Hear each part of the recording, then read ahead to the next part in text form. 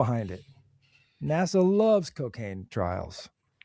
Okay, in the most mind-blowing, no one could have seen this coming opening to a news article on the face of the earth.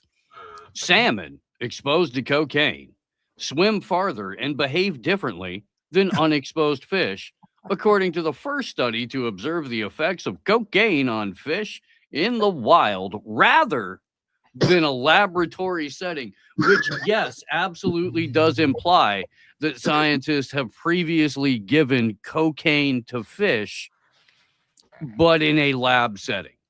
I think we need $1 million grant to buy cocaine legally and do some tests. Federal government, we know you're listening. So here's what we need you to do. We need you to drop a bail off at each of our houses. All right. Correct. And then we also need somebody to come over with the materials so we can install a koi pond, but a little bit larger so that we could house salmon. Well, I'll get a barrel of fish for if you bring the cocaine.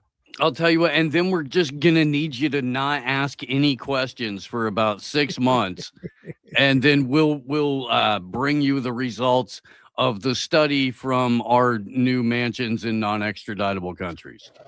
Don't forget the shrimp. Yeah. Okay, I gotta. For new guy, I gotta have the car crash ready. This is the appropriate sound effect. It is. So I just not. Anyway, back to the coked up fish. All right. This is industrial society in its future. There's a guy in the debate at sphere. Its finest. There's a guy in the debate sphere that has made one of his life's purposes to save the fish. Great story, white belt. Many waterways around the world are contaminated. Host of illegal and illegal substances. Imagine like your random offshore fish by any place where they have a high concentration of people on antidepressants and or psychotic mood stabilizing drugs, and all of that eventually gets into the wastewater. A lot of it gets into the stuff like that. Can you imagine how high the sewer critters are in most of your major cities right now? I'm just waiting for a coked out fucking salmon to beat the brakes off a bear. Get yourself a freaking blue-haired fucking sewer gator crawling out in New York one of these days. Starts talking about equity. Yeah. Fucking, yeah. Yeah. Has a Vote Mom Domini freaking t-shirt on. Say hello to my little friend. It's true, I do. Right? Sharks have been down with cocaine in their blood. Yes. Yes, absolutely. As global demand for cocaine skyrockets, traces of the drug, including its main metabolite, benzoylecgonine? Okay, lecgonine. Benzoylecgonine, all right, are flowing into lakes and rivers where they can be absorbed by wildlife such as Atlantic salmon. Imagine landing yourself a 5-pound bass and it's got a freaking like a 1/4 pound of coke in it. And then you've got to throw it back because it's not, keeper weight. That'd be, just be pissed. Hey, what did you catch today? $5,000 fish. Look. I mean, the great thing about fishing is that no matter what, you can always catch a buzz. And I guess this way you're doubling up on that. We wanted illegal high. We wanted to know whether environmentally realistic exposure to cocaine and its major metabolite, benzoylecgonine, actually changes how fish move in the wild under real ecological and environmental conditions, says, what's his name? Michael Bertram. Michael Bertram is an associate professor in the Department of Wildlife, Fish, and Environmental Studies at the Swedish University of Agricultural Sciences. So this is exactly what we said it was at the beginning. It's grad students and assistant professors going, you know what we need? We need a research grant for a bunch of fucking blow. Swedish fish. Yeah, because the results of it acts differently and goes a little further. We could have all guessed that cocaine fish. Oh, is this going to be the Swedish fish? Or are they going to tell me they're putting cocaine in the little Swedish fishes? I would start eating those.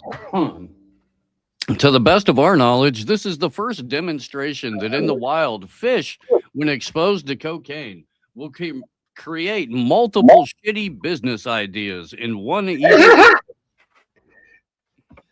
And also run for president. While shooting the best, I mean the fucking best night of pool they've ever shot in their life. What are we going to do with all those We're smolts straight and up, we're revolts? giving the fish cocaine. We're giving the fish cocaine, but there's, you know, Well, they kick ass at Super Monkey Ball after tens the of cocaine. thousands of homeless veterans. But I understand these are Swedish people giving the fish cocaine. I guess they have some extra since no Swedish people live in their country, and it's effectively Pakistan now. So, yeah, imagine it, then as Brandon's saying down here, then the bear's going to eat the fish, and now we've got cocaine bear. that's how you get cocaine bear. It is how you get cocaine bear. And the bear leads us to the honey. You know, is it even going to eat honey anymore after it's had cocaine fish? Does it just give up on the honey entirely? Right. I don't think it gives up on the hunt for the honey. I don't think it's going to sit still and not hunt for honey. Oh, it's hunting for some honeys. Or is it just going to hunt for more cocaine fish? Like, Right. these really make me feel top notch. Right. Enough cocaine, and the bear's going to round up other lady bears and make those bears round up the honey for him. If we start giving him the Hank the Tank, do you think he'll lose weight? Turn out all the fucking bears in the forest. Bitch better have my honey. Fucking rolling up in a fedora. Right? Yeah, they need to try this up in Lake Tahoe. Them bears are way obese. Winnie the Pimp, bitch. Yeah. On that stroll. Maybe if they had cocaine salmons, they'd quit breaking into people's houses to eat their cakes too. Maybe that would increase the bear on cottage crime rate. Yeah, they would start using guns and shit, you know. Right? Then they'd start cooking down the cocaine salmon into crack salmon. Yeah. Then they'd put it in a bag and sell it to Marcus. I mean, Afro sell man. it to Hank Hill as bait. Chicken of the sea. We can compete with their own brand. Yeah, when Marcus starts snorting lines of his bagged fish, then we know it's hit the market. Right. Right. He just gets up and goes to the bathroom every 7.5 minutes during an episode.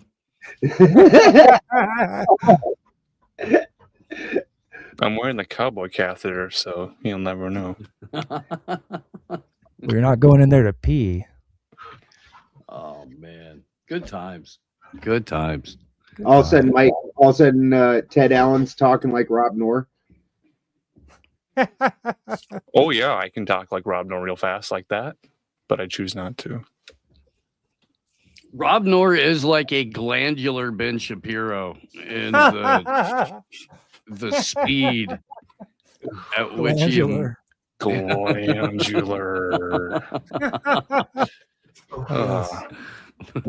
We're getting closer to Ben Shapiro. We're getting closer to Jordan B. Peterson, who I don't know if he's doing very well right now. No, the poor fella. They caught up with them.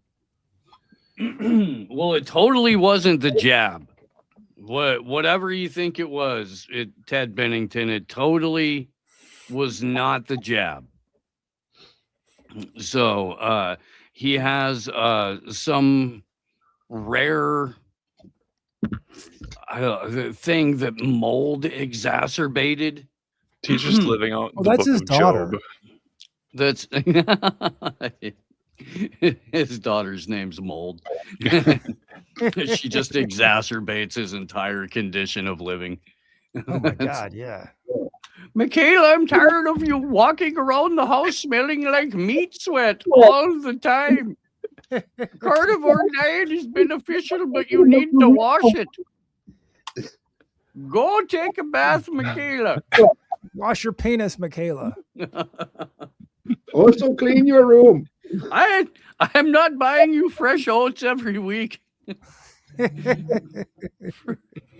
You and a graze on out in your stable. Can you order Michaela mold spores on the dark web? Christ, man. Yeah, I don't know, but you could probably. I'm sure there's a black market for her used bridles. I'm sure. There are.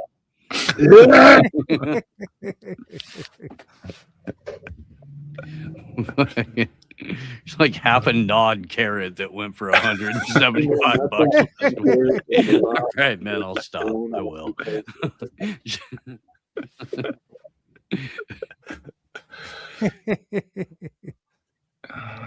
Good times. Good times. That's nice. Yeah, we're definitely the coolest. That's what I've always. What's up, Howard?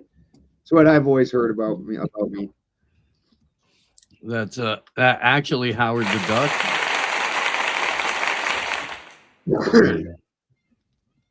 Nice celebrity drop in. Oh wow! Apparently, kangaroos eat opium. Opium. Sure. Kangaroo. Hail the All Father. Everybody that tries it eats it. Oh yeah. I mean, I could deal with, I think, an opiumed out kangaroo better than a cocaine shark. Until it starts rifling through your tools and then fucking socks you in the jaw when you come out and startle it. Don't want to startle you guys with some sports ball news. Oh yeah, do this one. Baseball season. I think Gemsworthy found this. I just don't see the opium. Story. I just don't see the opium kangaroos being jacked out like the cocaine kangaroos, like them ones that you see videos of some of them that look like they've been in prison and shit. Oh, You're yeah. like, what you get out of the opium kangaroos is intense, concentrated bursts of energy over a short period of time, followed by extended kangaroo naps. But while there is, like Shane Gillis says, man, while they're awake, they're very busy. right? They like speedballs. Yeah, yeah. Is Plus, this your preferred team? You got those times where they're jonesing and they're out and they're super industrious. Oh, and they could be dicks too. Oh yeah. Here's the official blue tarpaulin covering an object here. This is Seattle Ichiro. Mariners. Yeah. Ichiro was being honored. That's all you had. Ichiro Yeah. Suzuki. Ichiro. Ichiro. So they got a bronze sculpture of him. Ichiro Did you Ichiban. make it? Did you make it, I Jim? didn't make this one. You'll see maybe why. You can tell here in a second after they Here we unveil it. go. 3, 2, 1, and reveal. Pull that bedsheet away.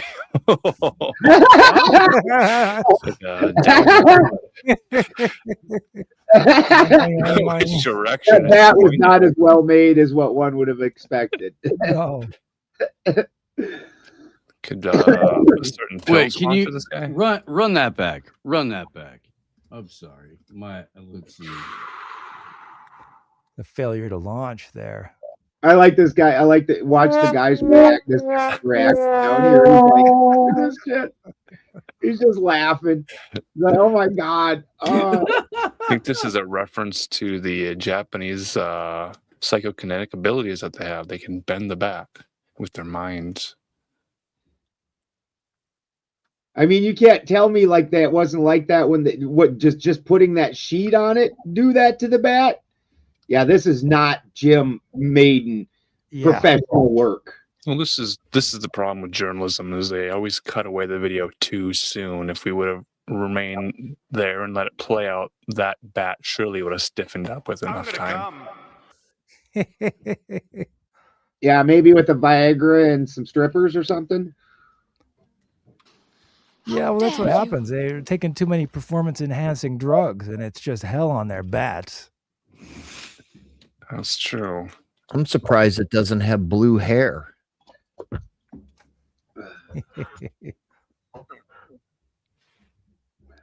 It's Seattle. Is that how the patina works? Oh, is that where this is? Seattle? Yeah, Then yeah, it's probably. blue as the patina wears on. Yeah, Seattle. These are Sail Mariners. I sometimes forget that baseball's half Asian people now. Oh, there's like a dozen of them. It's not like they're Cubans. Oh yeah, Like a Puerto Rican shortstop.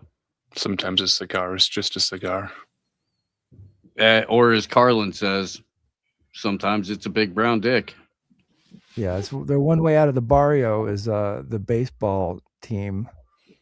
Right? Like, how did you not notice that before you put the sheet over top? You're gonna have to learn to I play think it was center field, fine man. here. Just when they pulled it. See, the cameraman drops down below here in a second. You're gonna need some duct tape. Mm-hmm.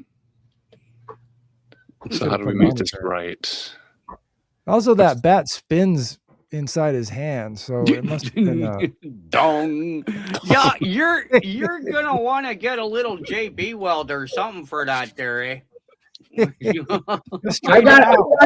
got a guy that'll come over and fix that right up for a case of Schlitz, and yeah, he's great. Six back in a pound. Hey, Richie, you got a clamp? I think we need a clamp or two. Let's go climb up there. I don't think super glue's Who's gonna got work. a ladder? I don't think super glue's gonna work, bro. Sorry. Well, from one coast to another, maybe we'll go and see what's going on in New York. Let me call my cousin. He's got a welder on the back of his truck. Over here in 45 minutes. He's at the bar right now, but he'll be over here in about 45. He's fine. He's on his way. He's the best welder you've ever seen when he's hammered.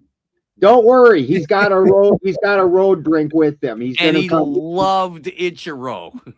He'll do you proud. From sea to shining sea. You guys ever been to Mets Field? He's normally a little racist, but he really likes Ichiro. He's like that little flat eye can hit a ball like nobody's business. Not with that bat though. I will fix that for him. Not with that bat.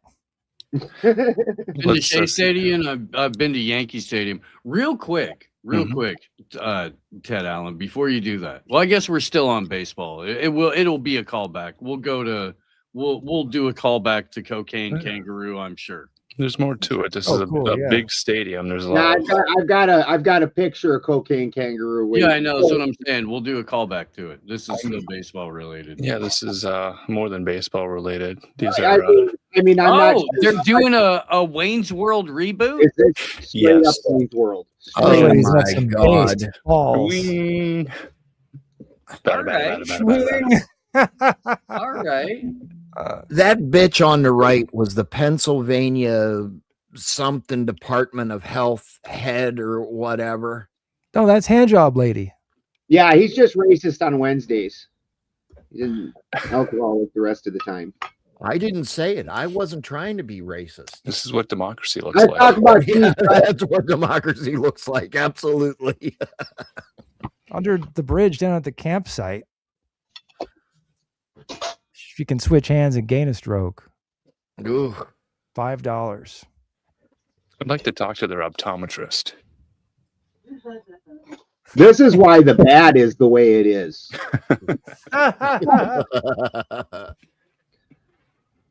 The funny part about the whatever it wants to be called on the right. That is now health inspector of fucking Washington or something. Yes. Yeah. Oh, she was in the, I believe it was the Biden administration that took her out of Pennsylvania and brought her to Washington because he thought she was sexy looking. Well, damn straight, he was right. Gotta have some sexy. Yeah. I'm still with Bill, you know, in his hot tub picture. Those were at least good looking girls. Like, yeah, them were the good days. Bill. Back when you could just give a good looking girl the old slick willy. Nobody even gave you shit about it. It was okay. It was okay. Of course, Hillary tried to kill me when I got home, but I'm faster. Remember, he didn't inhale. Just remember. And that bitch is lousy with Kuru. I don't know if y'all know this or not, but Hillary's got a really bad hip. So if you just kind of throw a pillow right out in front of her, she'll trip over it. She'll bust that thing. You got a clean getaway. I'll tell you what, I could be down at a private airstrip within 25 minutes of anywhere I am around that woman. She's a nightmare. Can you blame old Bill? Can you blame him? On that plane is a full course menu of salmon cocaine, along with Jello cocaine, and also some cocaine. Bless those horses. Which will get you this kangaroo. Oh. Jesus Christ, can you imagine that kangaroo on cocaine? That dude is going to come take all of your stuff. Damn, bro. Or he's really going to try to get you to go see a Night Ranger concert with him. He's gonna make you talk all night about fucking what's that thing that people do, the muds and the obstacles and all that. Oh, fuck. What? CrossFit? Tough Ninja Mudder? Ninja Warrior. The Yeah. Yeah. Where is this guy's weight pile? Keeps it in his pouch. In the salmon, man. In the salmon. Yeah, that is not right that an animal looks like that. He's done prison time for sure. This guy in the Zootopia movies.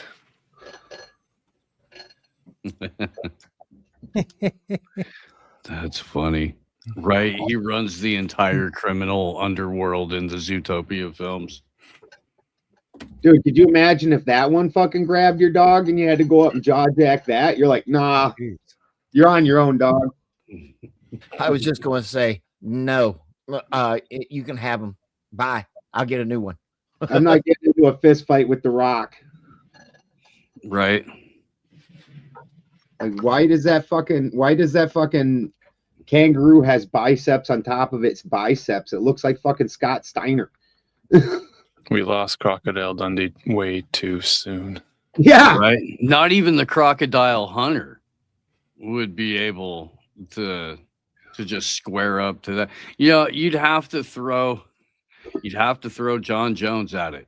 Number one, John Jones is on an equal or greater amount of cocaine. Number two, John Jones is not afraid to throw fucking hands with literally anyone or anything. Jacked up kangaroo, but well, except for Tom Aspinall. But aside from that, as long as you're not Tom Aspinall, John Jones is not afraid to throw hands with you. And that includes jacked up kangaroos or his girlfriend or, you know, any other random female that might happen to be in his way when he's angry. Yeah, he's there. He's there. I also cannot see the chat. John Jones, a fighter? Too. I don't know what it is about this setup, but the only way I can see the chat's on the screen on the bottom right when I blow it up. Interesting. And yeah, because normally you can see it has 3 buttons: private, private, something. Oh yeah, I don't see that right now. That's odd. We Yeah. have a private studio chat in the back for Yeah, us. I have no buttons. Yeah.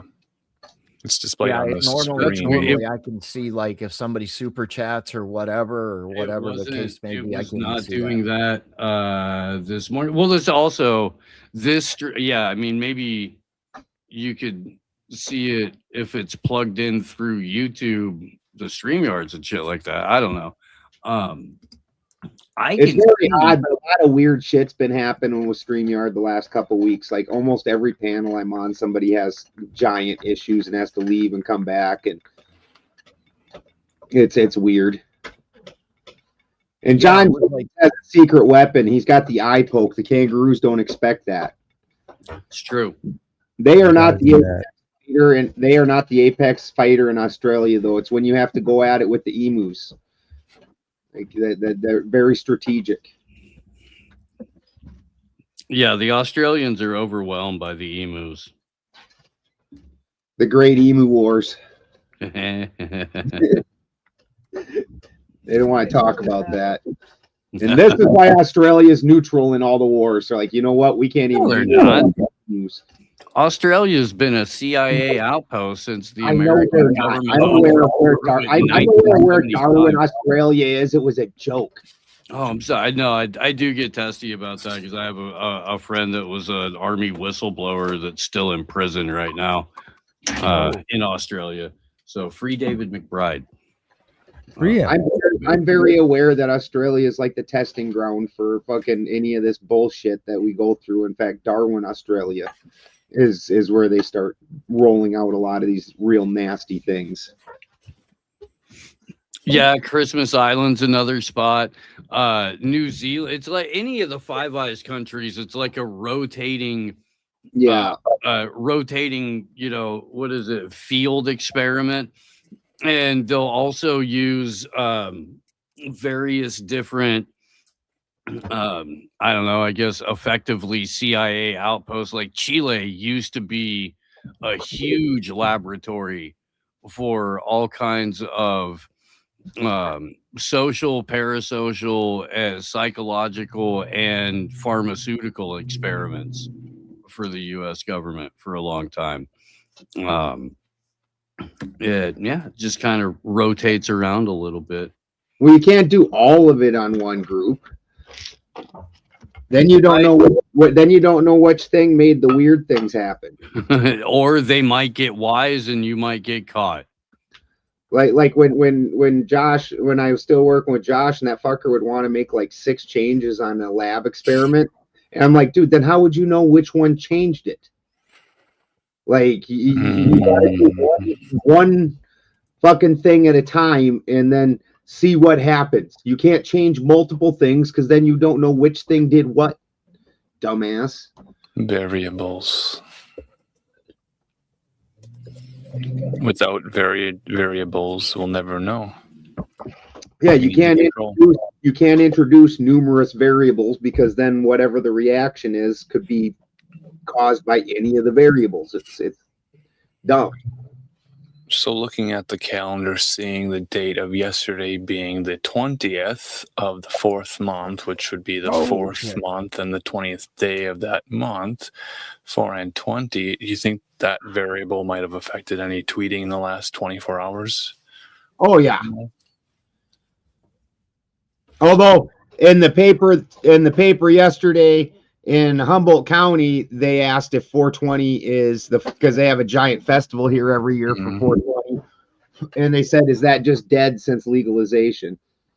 And apparently, like, not very many people actually show up to the festival anymore now that it's legal. They're like, oh, but we won't have cops chase us or nothing. We don't want it. Was it a tourist sort of day for the tourists, the unusual folks that don't partake? Usually, they kind of behave as tourists on that one special day just to celebrate. That's definitely probably a thing. Like even when I lived in South Dakota, I went to Denver for 420 and shit.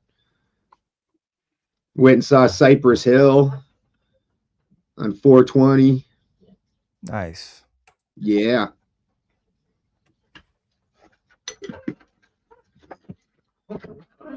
I think when you take away the I don't know, the criminal aspect or the danger part of it, or it's something where like it's weed tourism. Yeah. Then it's one thing. You remove that, and I don't know. It's just another expensive party during questionable weather season for a lot of people. Yeah. It's no different than up until you're 21 or 22 or 23. Like being 21 and able to drink is like the biggest thing in your entire life. We did get a new movie poster. I don't think I made it to 22 before I quit going to bars. Like, yeah, enough of this. We got a new movie poster for a franchise that's been around for a while. I don't know if it's very scary. Yeah. It's going to be Lit. Scary movie in theaters June 5th. It's gonna be lit. They aren't putting a number on this one? Scary movie. So is that like... Would that be a remake of the first Scary Movie then? It's the Scary Movie 6, and it's going to be callbacks to every single hack bit that was in all of the ones that were Wayans Brothers properties. Well, that's a good refresher of those jokes for monies. Just repackage it. It's been over 20 years. It's funny how basically all the Wayans brothers were gone all at once. Mm-hmm. At least it's not white girls. Well, the poster is referencing the white girl movie Midsommar. You remember that movie poster? Yeah, that was a fun one. A horror movie that took place on the brightest day of the year, Midsommar. Midsommar. Mm-hmm. Classic. I'm not normally into anything that has cross-dressing type bullshit like that, but Harlan Williams is freaking hilarious.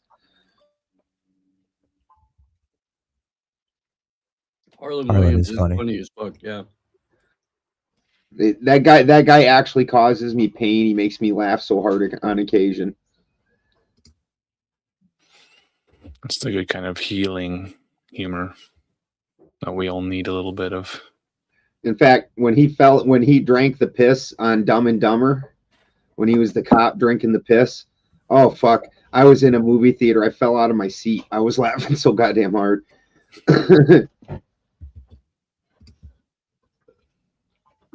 And that's what we were talking about, Janvier.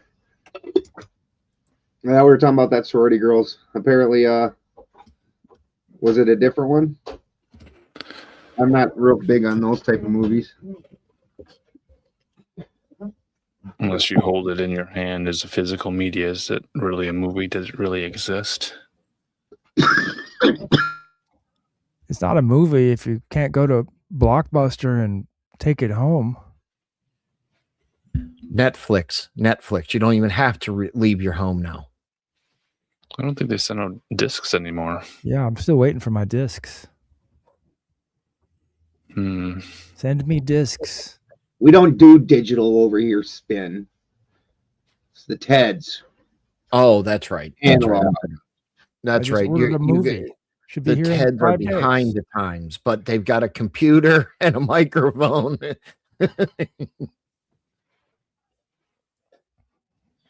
Just not a good one. We have other ways. I got a good one coming. Thanks to Steve and Fourth Wiseman and Auntie Gaslighter. I got a good one coming. No more over talking me on panels then, motherfuckers. You're gonna have your radio voice ready to go. You're welcome, Bennington. You're welcome. Right. He'll go from that, and then here in a couple of days he'll be on a panel, and all of a sudden it'll be like, "Hi there, thanks for tuning into the Raging Tomato. I'm Ben Balderson, and it's fantastic to be here with you tonight." Just complete and totally different vibe. That would be so funny if he come up as Daffy fucking Duck. That would be fucking hilarious.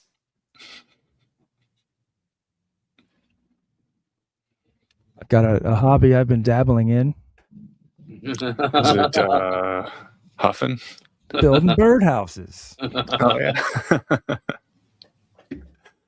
So yeah, Puffing and blowing the birdhouse up or down. Well, you're building birdhouses. How do you hang a birdhouse? I wouldn't know. Oh, there you go. Yeah. In Cash Patel was suing the Atlantic magazine for publishing rumors, according to Cash Patel, vicious, dirty, defamatory rumors, vile rumors that Cash Patel is fucking drunk.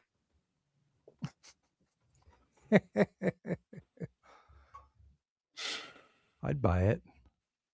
I'd buy that. Just a little buzzed. Takes the edge off in this position, you know.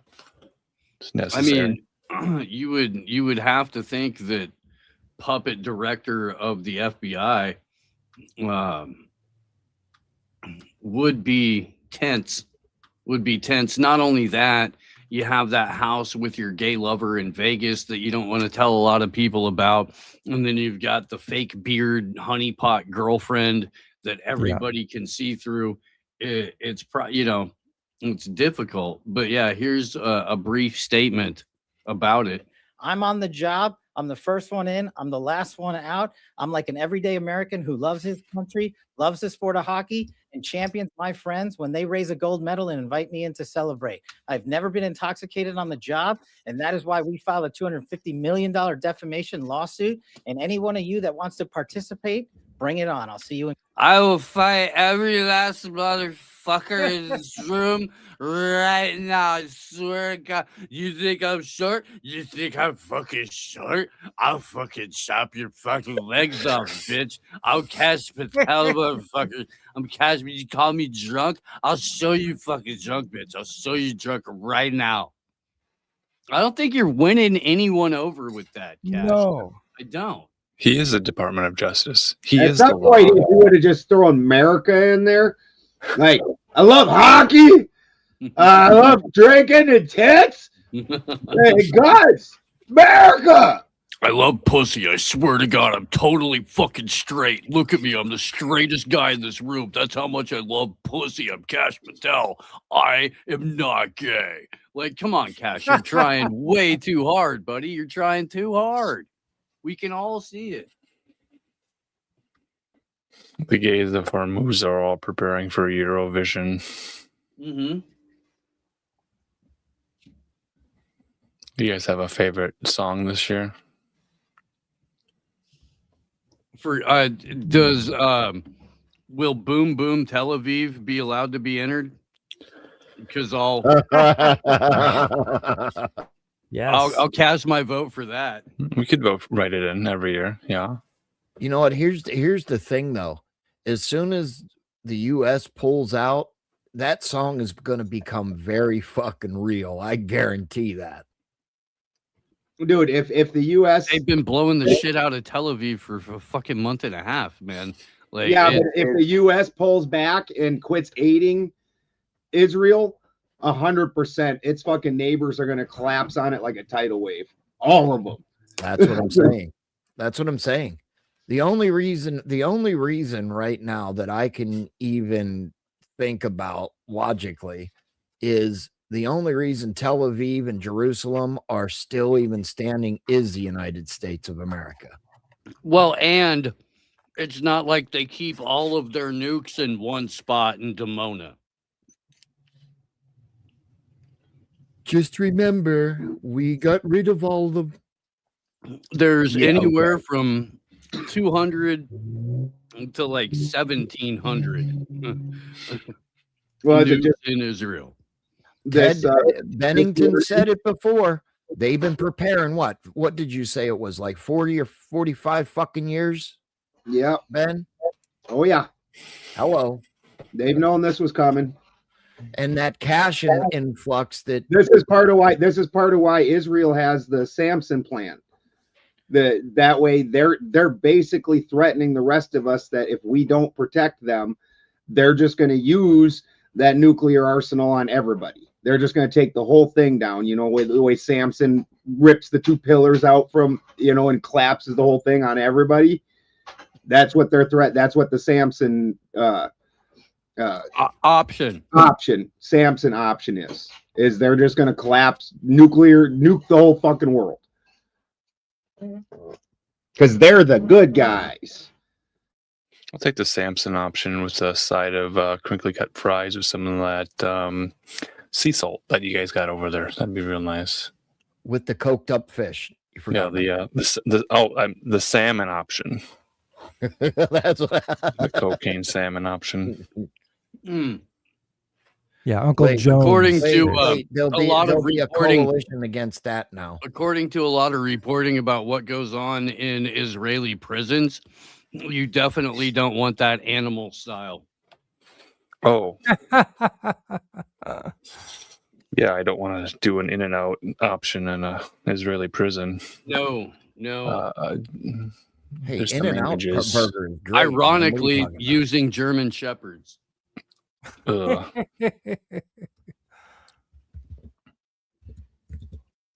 shit's, I mean, yeah, people have been reporting on this specific form of torture in Israeli prisons for a while. But it's the first time I've seen it on like mainstream Western media where they're like, oh yeah, there's a spray that they put on the backsides of prisoners and then they sick a dog on them. Yeah. Most moral army. Just made it through Easter. God's chosen people. Yeah, the images leaking out are quite interesting. Did you see the one of the crucifix? Yeah. Yeah. Got it here. I didn't see that one. Nothing says America's #1 ally like an image of an Israeli soldier smashing the head of an inverted crucified Christ with a sledgehammer. That's yeah. just nuts. Yeah, I saw where Netanyahu did a press conference later in the day, and he's like, don't take that offensively. Don't take that offensively. I realize that we spit on you and your people, and we think that you're battle, but don't be offended by it. Keep supporting us. Do not pull your support, or else the rest of the world will collapse on us and make us disappear like the fucking cancer that we are. Remember, we think you are too stupid to be offended by this act, so prove us right. Why is your Jewish Russian? I don't know. I can't really do Netanyahu. I have like 6 character voices. We all know this. I do. They're just variations of them. Yeah, all mine just end up becoming northern Minnesota. But I mean, Netanyahu's Polish, so it's closer to what he is than anything that he'd ever say in Hebrew. Fair. So I'm gonna go ahead and be, call technical points on that one. Well, I think I'm at least in the right region. I think the soldier was told that there was seafood options in the cemetery, and he thought maybe this was a crab-faced Jesus, the Judeo-Crustacean religion. Murray, do you remember last week when you were saying you never went to a party with a piñata? Well, do we have a surprise for you, Bubby? Grab the sledgehammer. Little testaments will fall out of there, and you'll notice they really improved halitosis if you just put them in your mouth. The testaments. Actually, what happened was when he decapitated the body of Christ with that sledgehammer, because the United States' #1 ally, a cachet of Rabbi Shmuley brand dildos came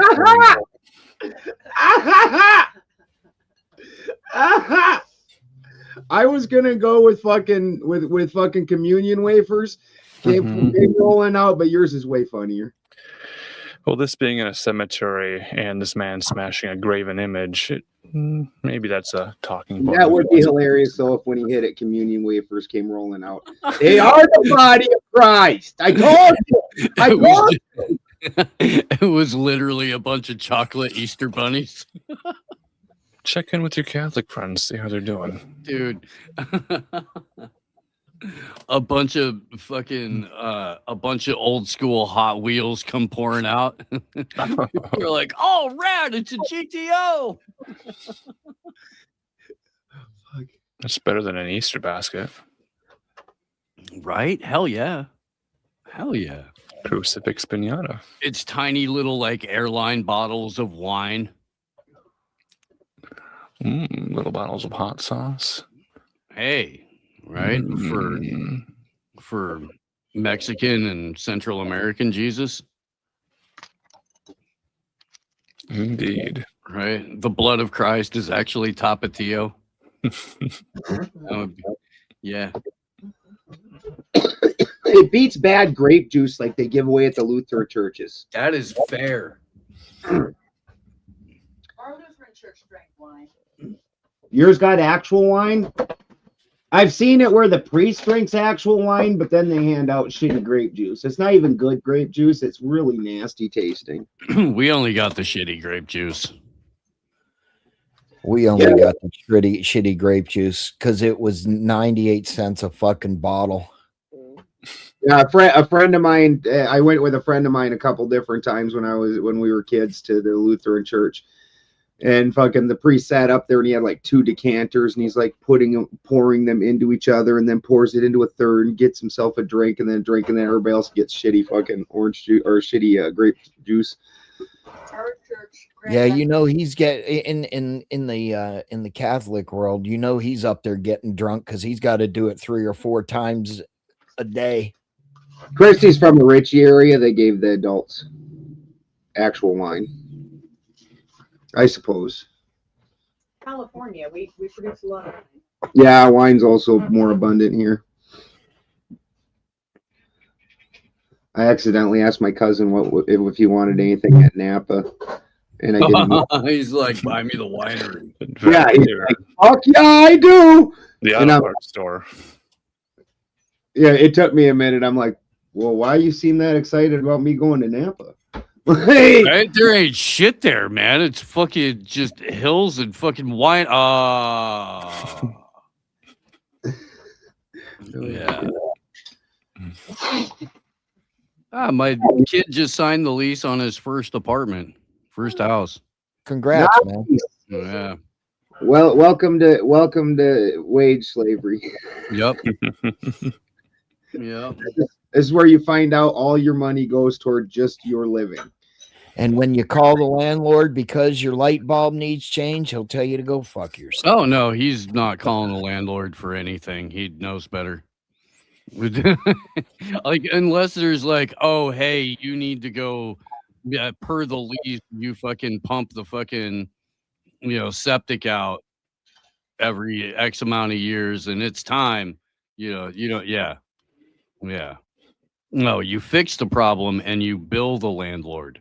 You take a before picture and an after picture and you bill the landlord. Hey, this broke. I fixed it. Here's the receipt for the part. Here's, what the hourly is. Thanks. Otherwise, it's never getting fixed. Yep. What does Romans 3:8-10 say, Melissa? 13. 13, 8-10. It says, and thou shalt not give Simon any cocaine, nor benzodiazepines. Looks like a math equation. So 8 minus 10 would be -2. Howard. To go into the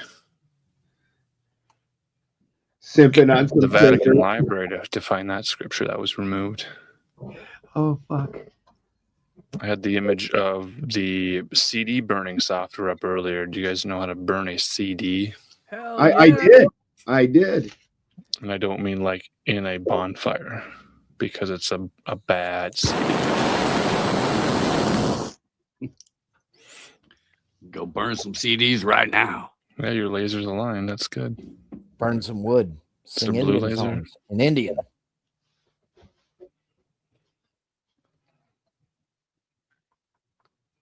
There's the era of mixtapes, and then we made mixed CDs, and we burned the CDs, and people are now discovering CD players again. There's a whole generation of people that are thinking there's some Christopher Columbus discovering everything for the first time. I was reading a thing yesterday. It was pretty good. Hold on, I'm gonna pull it. I got it.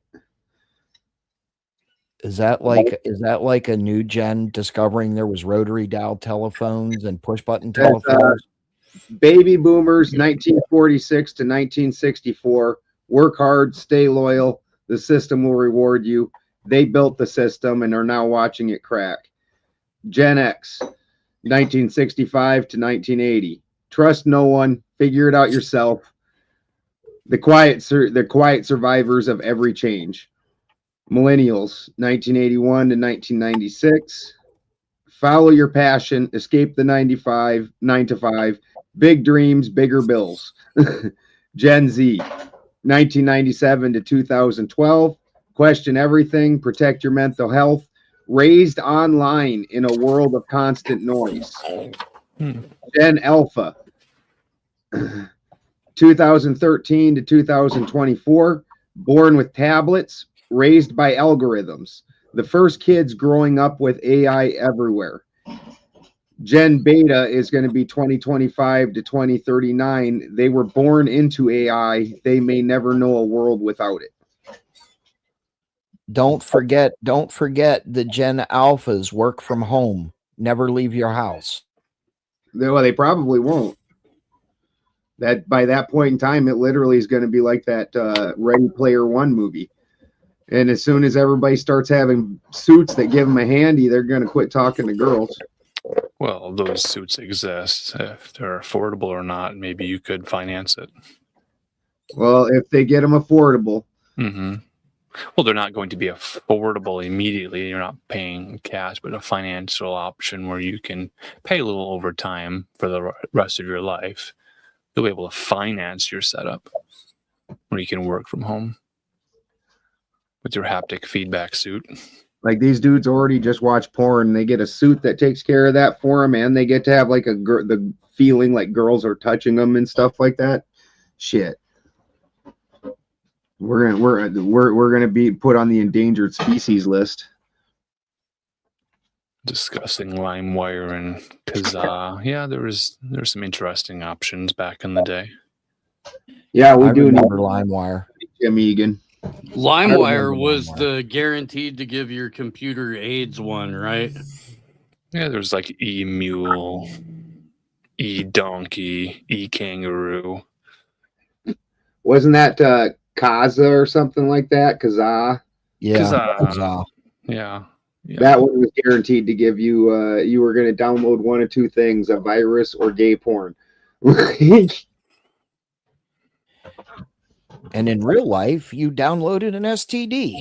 Sure. Like, it doesn't matter what the title of the thing was. It either contained a virus or gay porn. Neither of which you wanted to see. You're like, well, thanks, Kazaa.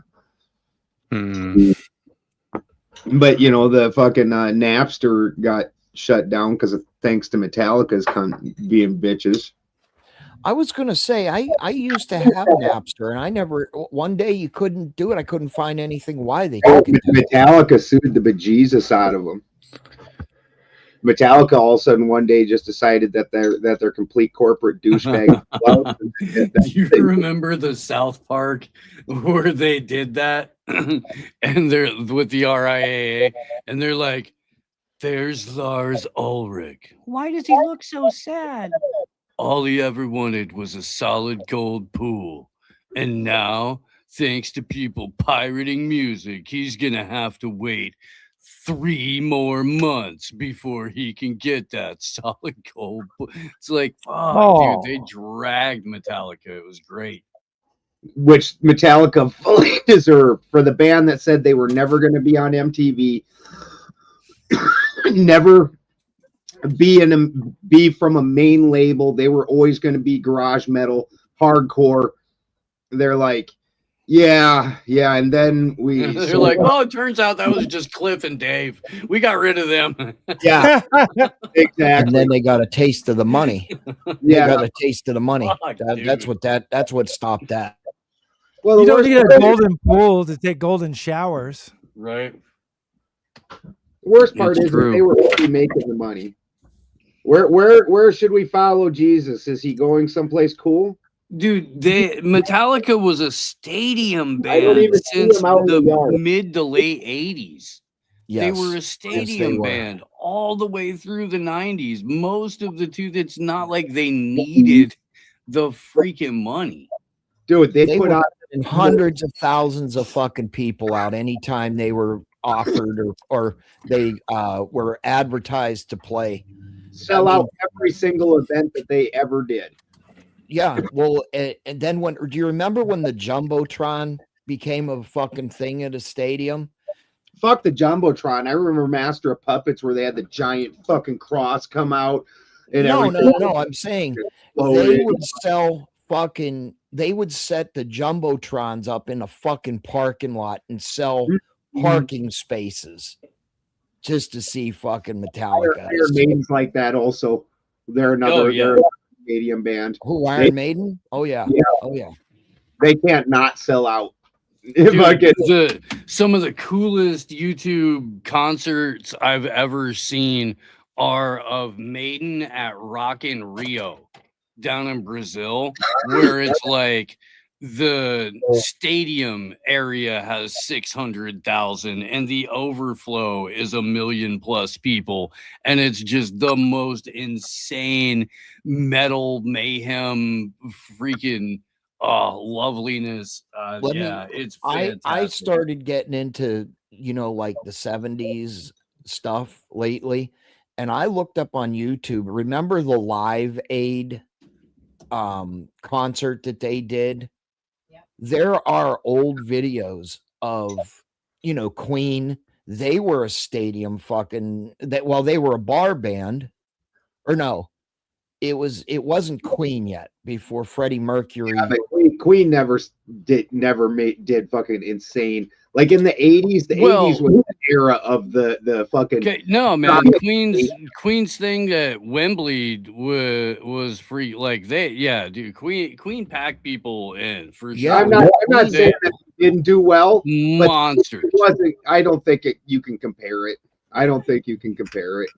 Well, I think it's on par, but that's also the era where if you were on a package tour and you're Iron Maiden and you're playing with like 5 other legendary metal bands all at and the same thing with Queen too, man.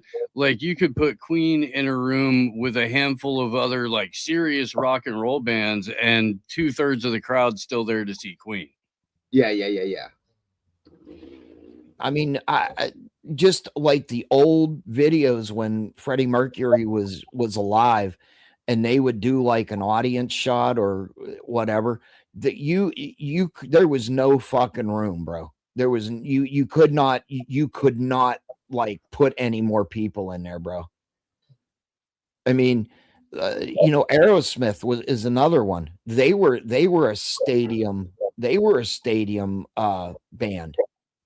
Yeah, I will kind of give Ben the overall point here, though, that there's Wembley Stadium or something like that. It still pales in comparison to like 1 million plus people gathered for Rock in Rio. I'm sure you can find 1 million Queen fans. I don't know if you can find 1 million Queen fans that are going to drive out to go see that and stand in overflow section 1.5 miles away. No. And that's something that like people that are, dedicated to a particular genre of music like that, like metal, or dedicated, Iron Maiden fans, or Grateful Dead fans for that matter.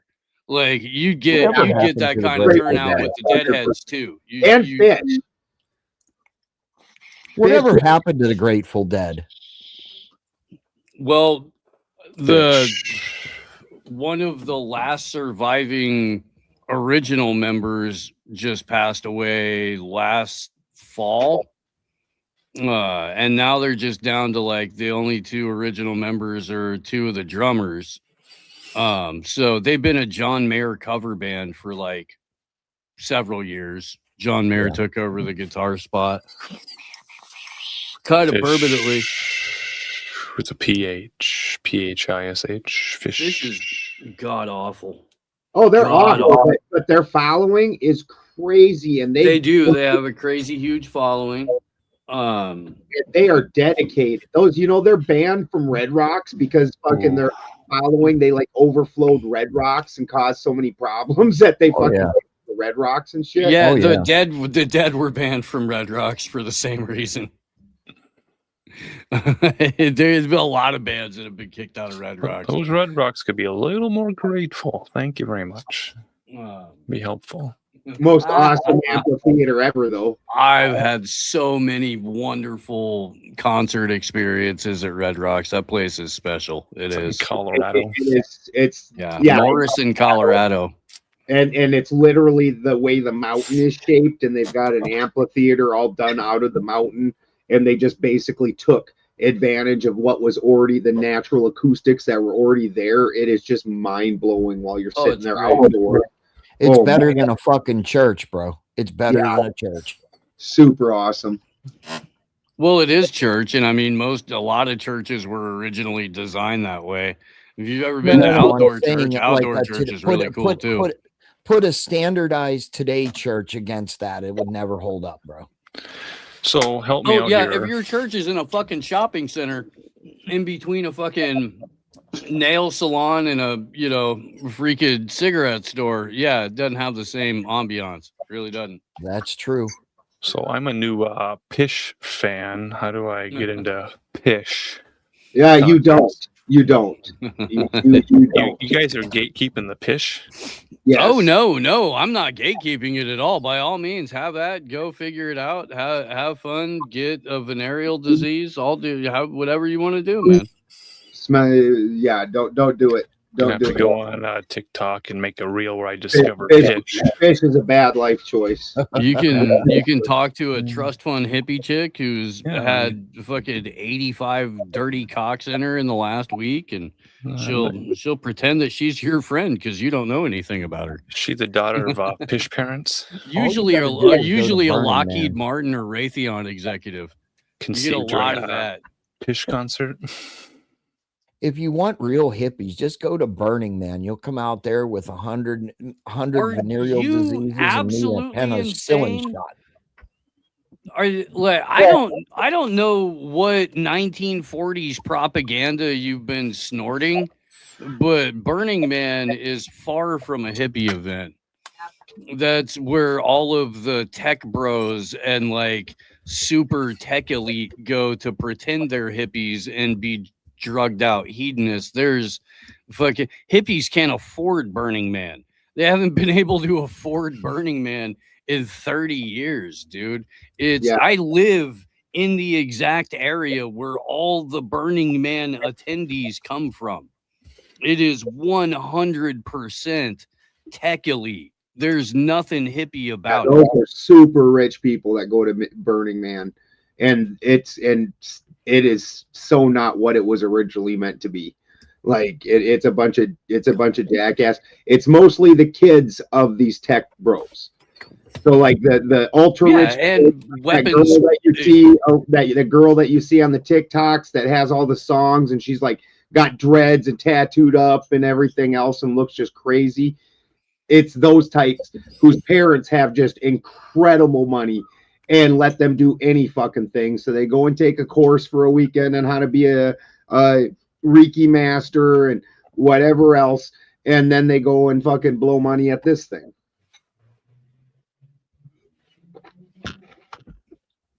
There's nothing left of that's part of why what I'm just saying, is there anything left even of the 420 festival? It used to be all growers. And that was like a festival to kick off the grow season. And it was all growers getting together and people that truly wanted a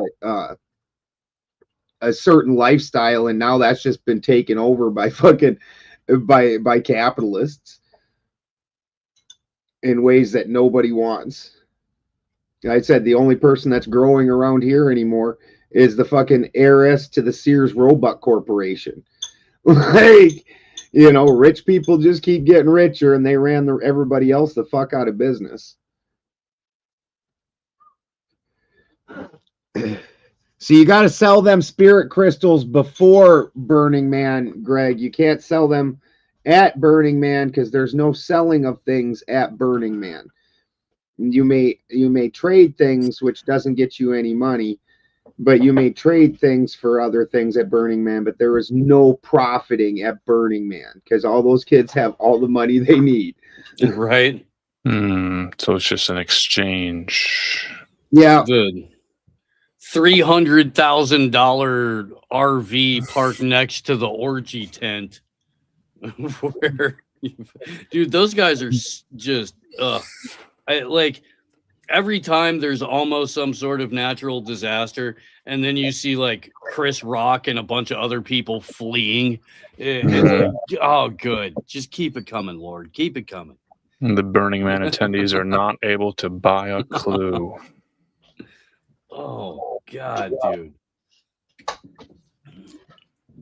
There are okay. Look, in fairness, maybe 0.5 to 1% of the attendees of Burning Man are still people that were going, you know, that are like OGs or whatever. They're there to get their freak on, and they don't like society. But oh, dude, it's the most pretentious tech bro venture capital fucking hellscape on the planet, dude. Fuck that. Is that where Palantir was birthed? To answer the question in the chat of whether that was quartz or meth, yes. You did see crystal. There is no right or wrong answer to that. Yeah, the answer is yes. Oh, yeah, definitely lots of drugs, lots of very nasty sex with random people. Only rich people can do it that way. Like that old joke, the aristocrats. You know, that's basically what Burning Man has become, is the joke, the aristocrats. I met a dude in a diversion class one time, and he was like, yeah, I do a thing every year at Burning Man. And we're like, oh, what's your thing? And he's like, I run a heterosexual freak show. Whoa. I was like, okay. Wow. Your freak show, I guess you're not assuming that it's a sexual freak show until someone says heterosexual freak show. And then it's I guess are there other kinds of freak shows I don't know about? Well, and the funny thing is it a freak show in comparison to everything else there? So then is it just like a straight guy and a straight woman having missionary position sex or something? Like, and that's what's freaky. Yeah, that's what's freaky about it. Yeah, look at them. No choking, nobody's pissing or shitting on each other. It's just, you know, nobody's spitting in mouths. You want to do is you want to go past you and go take a left at Jello wrestling, and if you hit the, I think we can remote view this right now. Yeah, if you hit the nothing but man ass freak show, you've gone too far. Don't go into the nothing but man ass freak show. You're never gonna guess what you're gonna see in there. It's nothing but man ass. Like Blue Steel, he's a nice guy, but you don't want to hang out with Python. There's a lot of dust, but my guides are bringing. By the time that guy's done with you, you're gonna not be able to hold your mud like you'll be presidential with it, like Donald Trump. Right, the whole weekend is nothing but people with like goggle, wind-burned tan lines and a bunch of sand in their asshole. I found it. I'm remote viewing the heterosexual freak show. I can see something glimmering. There's a figure of a man. He's down on his knees or something. He's holding something. It's shimmering. It looks like a big diamond ring. He did, but I don't guarantee it'll stay up there by the time Python's done with you. There's a woman looking down at him. I think he's proposing to her. This is a heterosexual freak show. Oh, gross. They might be married soon. Wow. Ew, I bet they're gonna have kids. Oh, the Ew, diamond isn't probably even go to that church. big, but she says yes. Now they're hugging. They're kissing now. They look so happy. What a you freak want to show. go? You want to go down to that trailer? It's black. It's made out of wood. It's like a motorhome, but it's black wood, and it says "Come Cabana" on the side. So you want to go to the Come Cabana. That's a K, a Q, or a C? What's he on? It's a C, C-U-M. Come Okay. one, It's come just all, a come bunch Cabana. of dudes standing inside like a gypsy Vardo, and there's glory holes cut out of it. They're all heterosexual too. So. They're all heterosexual too. Yep, everybody's straight until you can see around the other side of the glory hole.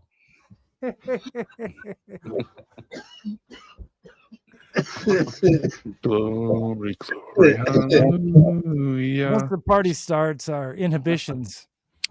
If we're still getting random Bible verses dropped in chat, I think the way to see them more clearly is through Super Chat on Benjamin Balderson's YouTube channel. Oh, and real quick, Radio Sack. I am in the conceptual development stages with Drew Treglia, who directed Jones Plantation and Barnum World. For what? About an animated series where we're explaining how we got into this, the dumbest of all possible timelines. So it starts with the marmot getting stuck in the Large Hadron Collider in 2016, forcing the hard reset, hurtling us into the dumbest of all possible timelines. Don't give it away. Well, I'm not. This is just the premise. It's the longest running joke on my show for 8 years now. This is gold. We sell calendars based on the marmot stuff. Right. Right. This is my marmot calendar. We've got 3 years of like really high quality, very topical to the month in the moment conspiracy related artwork on the calendars for all of this, all original by a friend of the show, Angela Anderson, who's helped us with all of the Third Eye Carnival live events that we've done in Pueblo over the years and stuff like that. Yeah. And we got a whole fucking universe going on, man. It's filled in. You know, You mean, for more, but Howard, do you mean Kurtz Metzger that talks to Steve on the phone all the time and talks about him on other podcasts, stuff like that? he works on Tuesday nights. It's a fucking bitch to get him in, dude. That's the problem. The cabin is a confined space. There's not a lot of I was room in just here. trying to confirm who Howard was talking about. Okay. Fucking as bad as a There Jewish could have been another grandmother. Kurt Metzger. You think that's the only Kurt Metzger in the whole fucking world?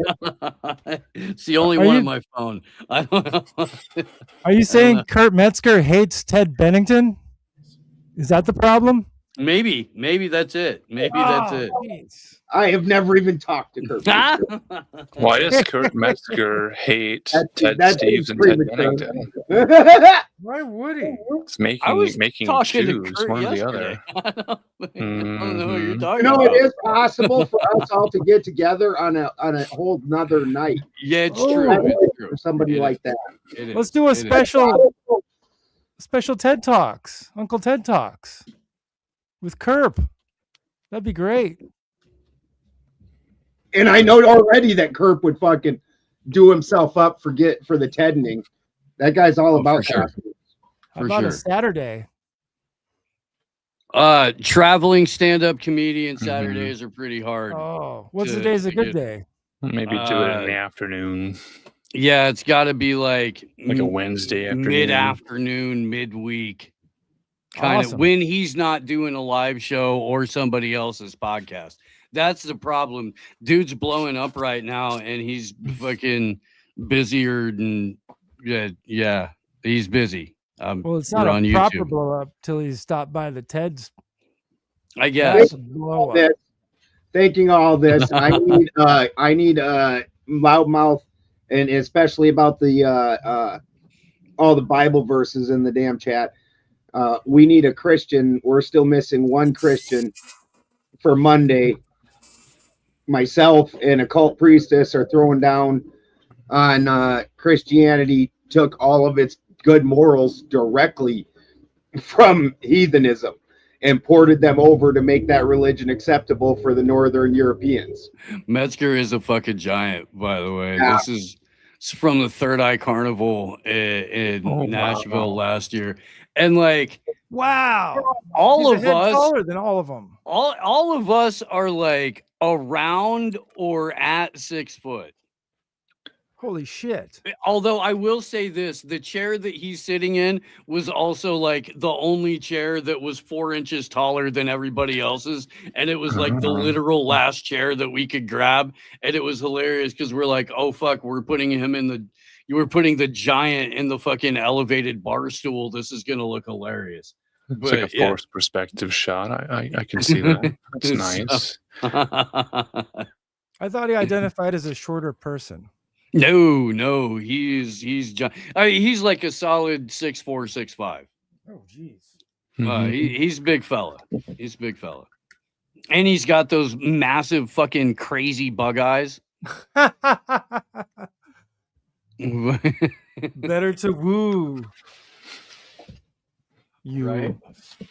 That's why he needs the big sunglasses. They actually cover his whole eyeball. True. And the bubble pipe. It's not just a fashion choice.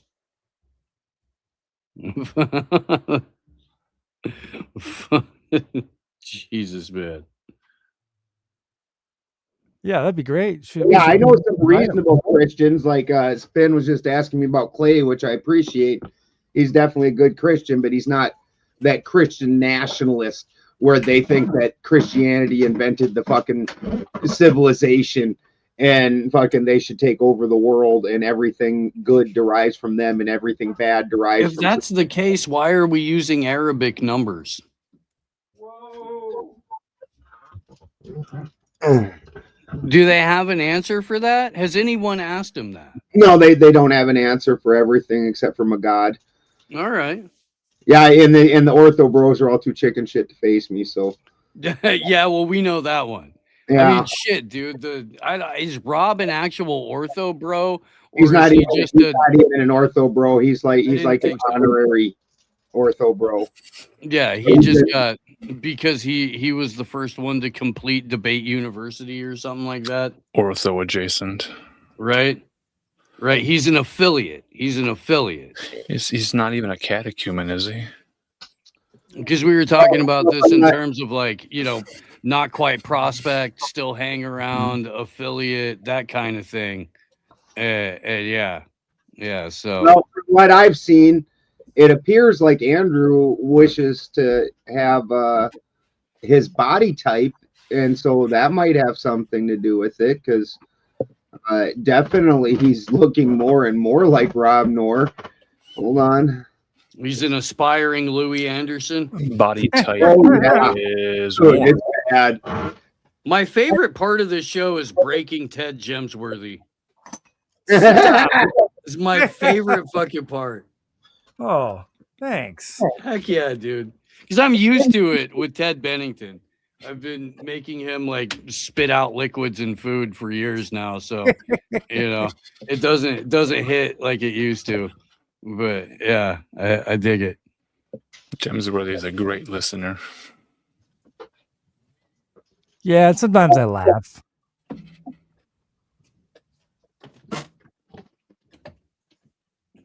I just is the hometown homie in yet? Is Lucy in here? I don't know. I haven't seen her. Just lost a broadcasting legend on Friday evening. It was Bob Kavoyan from the Bob and Tom radio show. Oh, what? Yeah, Bob passed away from cancer. He'd retired a couple of years ago. Like the Bob and Tom show still exists. Steve, pull up the Telegram. Okay. See what I'm saying, dude? Holy fuck, right? Yeah. He's stretching the limits of those buttons. That's for Yeah, sure. pull that shit Wow. up. That's I'll put it Okay. up. Oh man, maybe Here, I that's got a it. members only thing. You got it? I got it. Are we allowed to share this obscenity? Yeah, I think so. All right, cover your eyes. But yeah, so R.I.P. Bob Kavoyan. I grew up in central Indiana. I grew up on Q95. Bob and Tom helped raise me comedically and all that shit. Very, very important part of my, the childhood, teenage years, stuff like that. And fat man in a little shirt. Fat man in a little shirt. there's a fat man in the bathtub with the blues. I hear him moan. He was about ready to disappear that whole microphone too. Oh man, he thought that was a corn dog. Like, motherfucker, I'm getting down. Is that little Debbie or a corn dog? I don't care. I'm just gonna put it in my mouth. Obviously, he's putting a lot on his mouth. Jeez. I'm great for chewing. I just can't open much. A little Daryl. How many sandwiches has he eaten from his wife? A lot. Maybe you gotta start having your wife bring you like diet water or something. I know there's sandwiches named after Reuben and other figures in the Bible, but what is on a Rachel? When he says, "Woman, bring me a sandwich," she dials up DoorDash. Corned beef hash or what? Here, I got you a couple of double Whoppers, honey. Okay. And his fat ass, it's flame grilled because you're on a diet. Can't tell the difference. You obviously don't get out of that chair and walk up the stairs too often. Holy fuck. Hmm. Yeah. Yeah, It looks it's like communion every day at their home, I think. he's got like one of every size of that t-shirt and he just keeps swapping them out for the bigger ones. It's a common trick. It is. It's a common trick. It's good to see growth. Oof. That's good stuff. But yeah, I think maybe he latched on to Rob because he's like, dude, you are sexy. I want to look just like that. He's like those tribes that like prized size. Like the bigger you got, the more honored you were among the tribe. Like maybe he wants to be part Samoan. At the point where he couldn't open the olive jar, he's like, you know what? I need to at least get some weight behind me. Right? Torque and mass alone are going to be able to solve the problem that muscles can't. Yeah. Never mind, I still have spindly, doughy little arms. And I'm going to imagine spindly little legs and a giant torso, which to most of us indicates that your liver's failing. Like, He does have tech support wrists.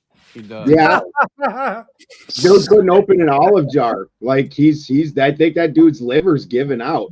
He might want to honestly consider, just for his own personal health, maybe backing off the fucking booze. Even Bert Kreischer quit drinking for 3 months. The second most beautiful word in the English language, I believe, is cirrhosis. Can you say it is a much prettier word than the disease it describes. I'll say that. Mm-hmm. Cirrhosis should be the name of a flower. Oh, yeah. You know? Or like if you head up to Cirrhosis Ridge, you'll get a killer view. Like it sounds like it could be native wildflower that grows in rocky places but is beautiful, something like that. Not a failing, crypt keeper liver. That sounds like walking into a flower shop and saying, "Hey, I want to get something for my wife. Here's a dozen of cirrhosis." What the fuck? I'd like some fresh cut chlamydia. Yeah. That's a pretty word too, chlamydia. Yeah. Is that a crab tree over there? I'll take a dozen of them too. Chlamydia Crabtree. Syphilistic. with a side of baby's breath, bitch. What are we putting in the pot tonight? Making a stew. Stir it all up. Salmon and shrimp special. Dude, them dudes ain't never gonna nut up and actually fight me. There's no stir in the pot. I already did that too much, and they all went, no, we don't want a piece of that because our leader is fucking a tubby bitch that has man tits and can't open an olive jar. And compared to Balderson, we don't want none of that. You were kicking the kitchen door down. Yeah, I'm like that. You don't look like a dumb chick. So yeah. They don't want to debate you. And I can't be bullied by a dude that can't beat an olive jar. Right. Well, it's funny that the only thing that Rob Newer dude could do when he fully realized that neither me nor Balderson was going to be a 20-year-old OnlyFans hooker was to try to filibuster and get increasingly more pitchy. Mm-hmm. And by the end of it, his voice was like 3 octaves higher than Michael Jackson getting kicked in the balls. It was. You remember when he asked who asked for this debate, and we're like fucking Marte, your and boy. Like, and you just saw him just freeze, like fucking who walked me into this? Oh fuck. Yeah, your dude did this. It's all Bennington's fault. It's all Bennington's fault. We know. Oh, definitely. How did I guess? Dude, Marte was running his mouth, and I said, "We're your Huckleberry." And fucking like, and he actually, every other ortho bro has went, okay, and then took a look at us and went, no, and then blocked us. Yeah. Andrew did not block me, I will admit that. And still doesn't respond when I talk shit, and neither does his wife. Like his wife the other day was talking about how hot other girls talking about how he's not attractive. It's like, what are you kidding me? And all the pictures that she posted of him, where I'm like, why are all the pictures before he looked like fucking Christy Nome's husband? And then I picked that milk bring to the yard. Like, that's funny. You know, I got a visit today by our sheriffs. I did. I got a visit. Is it about the immigrant bodies in your basement? The right hand of the law and the left hand of the law? No, I wasn't in trouble. My neighbor, so this is the new scam. This is the new scam out. Oh shit. Here in Florida anyway. You walk up to somebody's house with a truck and some tools and everything like that, and you con old people out of a couple $100 to fix a gutter that they don't even have. Now, my neighbor is 94 years old, and you know, he's self-sufficient, he's a veteran, stuff like that. So these people got him, and he let him in the house. Okay, there's the first mistake. The second mistake was, is it because the gutters are outside and not yeah, inside? pretty much. Okay. Pretty much. And you know, they went into his living room. He had, you know, his jewelry and, you know, keepsakes. So as he went back into the bedroom to get the couple $100, they took the jewelry and everything that they could find, including his TV. Oh, that's low. It is low. I mean, not that I care for him to have one at the moment, because every morning at 6:30 I'm listening to CNN in stereo, because he's 90 some years old. He has hearing problems, but I'm telling you, I don't. I promise you. But how do you get CNN in stereo? Do they have a surround sound option? 5.1? I've got five pit bulls and a Brock St. Germain. It doesn't really matter whether I can hear people or not. Yeah, that's true. It depends on if it's a woman talking. Am I right, guys? That's right. That's right. I'm right. Yeah. I plead the fifth, for my wife is sitting 2 feet from me. Anyway, We'll give her the mic and let her speak. No, Mr. Bennington knows what will happen. He has seen it. He's in a wheelchair. He can't really duck. No, I can't duck. Wow. I am. He's already ducked down. It's like on Super Troopers. Like, I'm already pulled over. We were this close to hearing from Token White Wife. Very close. Like, he gets the choice between face dive into the floor or pan to the back of the head, and I would choose nosedive into the floor. You get one of those yak backs, and then you can play the sound back. If that was my mom, I would too. She uses fucking cast iron. She mean. Well, the moral of the story is the sheriffs, they came over and they said, "Hey, you got cameras." Yeah. Is that a Ring camera? No. So you got cameras, and they're asking politely to see some footage. And what do you think their answer was? Your answer? My answer was. Yeah, you said there. I'm like, I don't know. What did you ask them? I'm sorry. My answer was. What was your answer? Hell no. But I'll view the footage. If I do have anything that is, worthy, I'll pass it on to you. They wanted me to dump my whole camera system into a laptop. I'm like, no. No. Hell no. You should probably go get a warrant if you want that. Knowing these motherfuckers around here, Bennington, they would. Well, they might, but at that point in time, there's nothing you can do about it. But up until they get a warrant, no. If there ain't a judge's order telling me I have to do it, then it's a would you, and the would you is no. Well, I mean, I would not help my 90-some-year-old neighbor out. So I spent a couple hours. I would do like you're doing, and if there's something in there, give them that. Yeah. That specific thing, but fuck no, you aren't gonna like go through everything in my cameras that watch my house and my everything else. No. I got 12 cameras around, and yes, there are 2 that there's 4 that actually get the street. So, I mean, I sent them what I had, yada, yada. They can do what they want with it, but they weren't getting my whole hard drive. No way. Never. Yeah. Not that I have any shit to hide anyway, but still, that's a big ass. That's what YouTube says. I know. Oh, God. Let's not forget. I'm still pissed off about that, dude.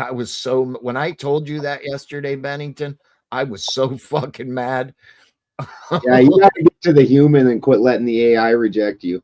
The Alamo's on the YouTubes now? It took us, what did it take us, Ted Allen, like 6 months or 8 months or something? And then even after we got it, they took it away like 2 months after I got it, and then they took it away. They're like, "Oh, you know what? You're not you." The fuck do you mean I'm not me? Yeah, right. Oh, they gave me a new one. I didn't send it to you. They took all my watch hours away for what they're saying now. Oh, I know. Yeah. Oh, I know. I had like 35,000 watch hours. They told me ours wasn't original content. They took me down to 294. They asked me how I make the content, and I replied back, we hit the go live button. Like through the StreamYard. everything we do is live, and we just hit the go live button, and so you're seeing me. Look, it's me, and I sent him a video like, this is me. I hit go live like I always do, and this is me, because then they wanted to, I had to make like a live thing that I put in the private that only they could see. Yeah. And they rejected that, and then Steve took screenshots of us from StreamYard, and like while I sent them the thing from YouTube, like all at the same once, and then finally they're like, okay, well I guess it is you. Well, I guess it is you. It's like I mean, YouTube is owned by Google. It's not like our, you know, $500, $600, maybe $700, $800 is going to matter to them. I just don't get it. I just don't. It's a lot of it. Egalitarian tiptoe. A lot of it's AI takeover. Dude. You've got to. You can look up on YouTube. There's a series of things that you do that'll get you to the human response, because they've got everything on the lower levels on AI response now, and AI is fucking retarded. You know, I was talking to a guy at that works at the UPS store, and I had to call UPS, and they have this like horrible phone tree. It takes forever, and he was like, "Yeah, just start cussing. Just be like, fuck you, you're a piece of shit." And apparently, the AI in a lot of these, they're programmed to deal with people that are upset first. So I got on there and started like, "Fuck you, fucking piece of shit," and transfer me right to a person. Greg says the real Ben wouldn't say no shit like that, man. Fair. But yeah, try that next time you're on a phone, whatever it's called, the computer. A phone tree. Yeah. Phone tree. Yeah. That's hilarious. Try being pissed. My brother calls it fucking phone jail. That's exactly what he says. Yeah. I'm in motherfucking phone jail again. I'm like, oh God. Yeah, dude, we don't even replay other people's stuff. We literally only go live, and it's always just us. And so we're like, how the fuck can you say it's not us? My chat's over there tripping like, that's all you got to do is start cussing. Yeah, give it a shot. Apparently, stuck in New York, all you got to do is start saying every word that you can, and you'll get somebody real quick. Tried, and it is tried by Mr. Gemsworth. It works. You got a fun name for your chatters? Are they the spinsters, the Spin City Newsters? Radio attacks say agent repeatedly. Agent Smith, Agent Smith, Agent Smith, Agent Smith. Whoa. You'd shit your fucking pants if you got Agent fucking Smith. You think? Hugo. Dude, one day we had a farmhand, and we were out fucking clearing trash, and I had a pitchfork, and he couldn't, and he chucked something at me, and I had the pitchfork behind my back, and I had it stuck in the ground, and I leaned into it, and like went like parallel, and he's looking at me like, what the fuck? And then and I just had, it's just because I had a pitchfork behind me, and I was leaning into the pitchfork. And I bet you that farmhand did not show up the next day or ever again. Well, he walked off to the side eventually, but he's just looking at me crazy-eyed like, what the hell, dude? And then he eventually walked off to the side.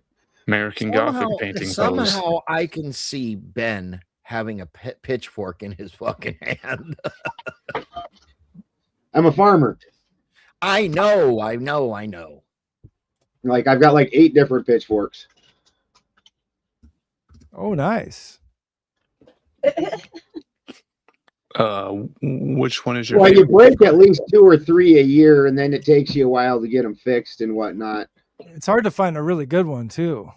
Yeah. The funny part is if I would give Mrs. White, token white belt's wife, a pitchfork, I'd have to cut it in half so she could actually do something with it. They have short-handled pitchforks. I like those best when I'm cleaning out the barn because they get better. They don't break as much and get better leverage. Because all the stuff in the barn is always compressed down, so it's like one big just cake, and you got to kind of break it apart and rip it apart. It's heavy as fuck. I use a telescope. You, Miss Bennington. Is that the telescoping pitchfork? Yeah. Looks like a machete. It's a It's a scythe. It's a scythe. scythe. Yeah. Finally got my It's for cutting down grass and whatnot. Skype. Like if you've ever seen it, dude, if you've ever seen people that they have scything contests, it's amazing. Like it's so much faster than a riding mower when the people that can do that, like they're just like whoosh, it's a giant swath of grass goes down. Isn't that like the remnants of a sickle, Gemsworth? Yeah, that's what it is. It's although they're difficult to sharpen. Otherwise, if you try to sharpen it with a file, you'll just lose all your metal after a while. You'll burr the edge, is what you would do. But I got a peen to sharpen it. It's there you metal go. thing. And you put the blade in, and then you hit this thing at the top of it, and it hardens the metal. Oh, you got one too. Oh yeah. Is that wood? Wood handle? It's a wood handle, yeah. That's nice. Yeah, and then it's got two yeah. So that way, because you actually you kind of put it on your hip and then you pull it, and it swoosh. Oh, swoosh. it's great. It's got two handles on it. Unless you have acres, it beats the hell out of a lawnmower. Dude, it's so much faster. Oh yeah. The speed you'd have to be doing with a riding lawnmower is insane. Oh, yeah. You guys remember That's a when big speed. we were workshopping the format a little bit? We were coming up with names, pseudonyms. I think Ted Jim Grieperson was a top contender. Ted Jim Grieperson? Yeah, Reaperson. Oh, Reaperson. Oh, yeah. But was the G silent in that? Yeah. The G is usually silent. It's pronounced. I'm pretty sure my scythe is in the Freddie Badger album cover. Oh, cool. Freddie Badger. Because I lean it up by my still. Still? Yes. Yeah, I've got a copper still. Right, Freddie Badger. Oh shit! I put good still. God dang it! It's a still with one L. Was it Husqvarna or still?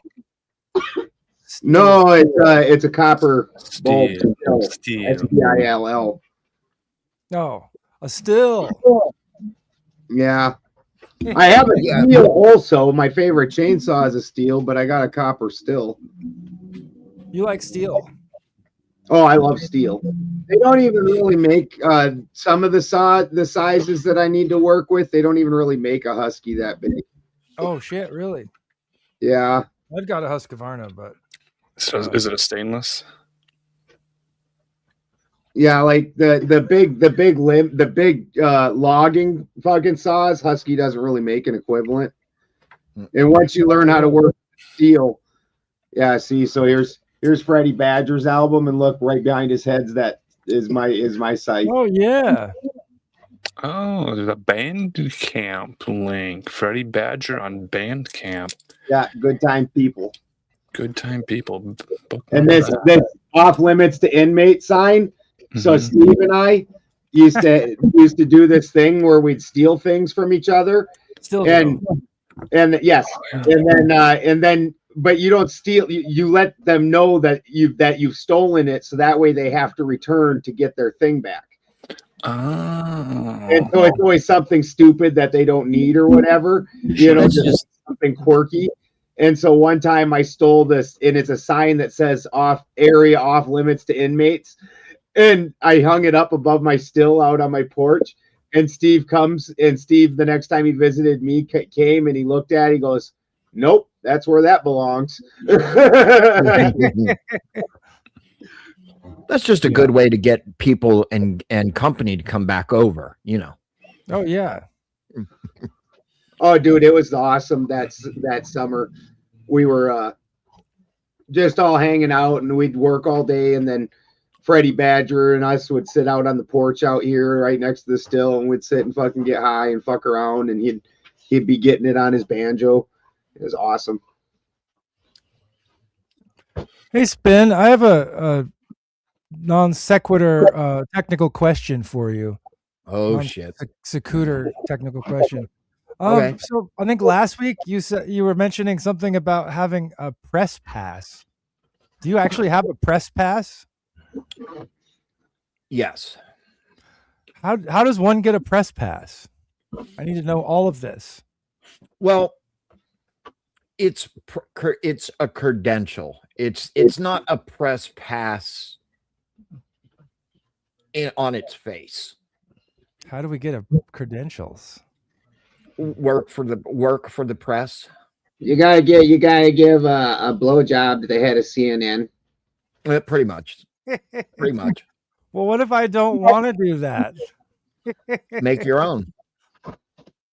So it's not something like there's a press organization that issues official press passes, but you have a credential that's like a card, or is it a piece of paper in your wallet? Do you have like a cool flap you get to open? Hold on. I want to get one of these. We need official TED credentials. Night, Greg. It's a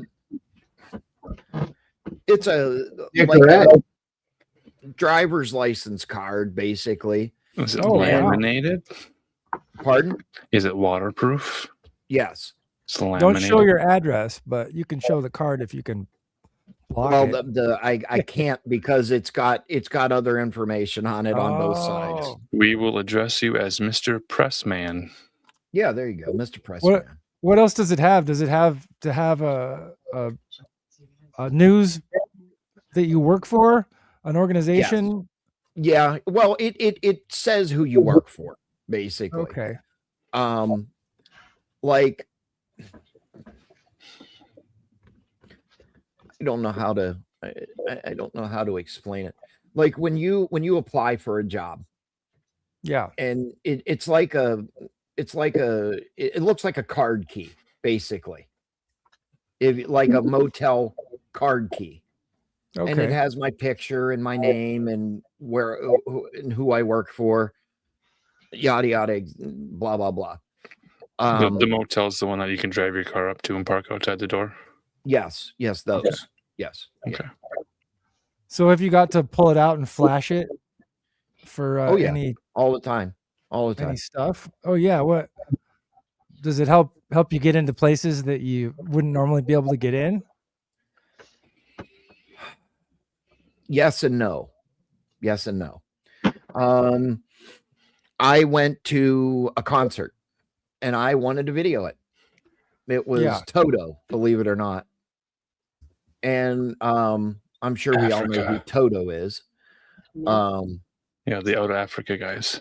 Yes, the rain. I bless the rains down in Africa. Yeah. I wanted to film it.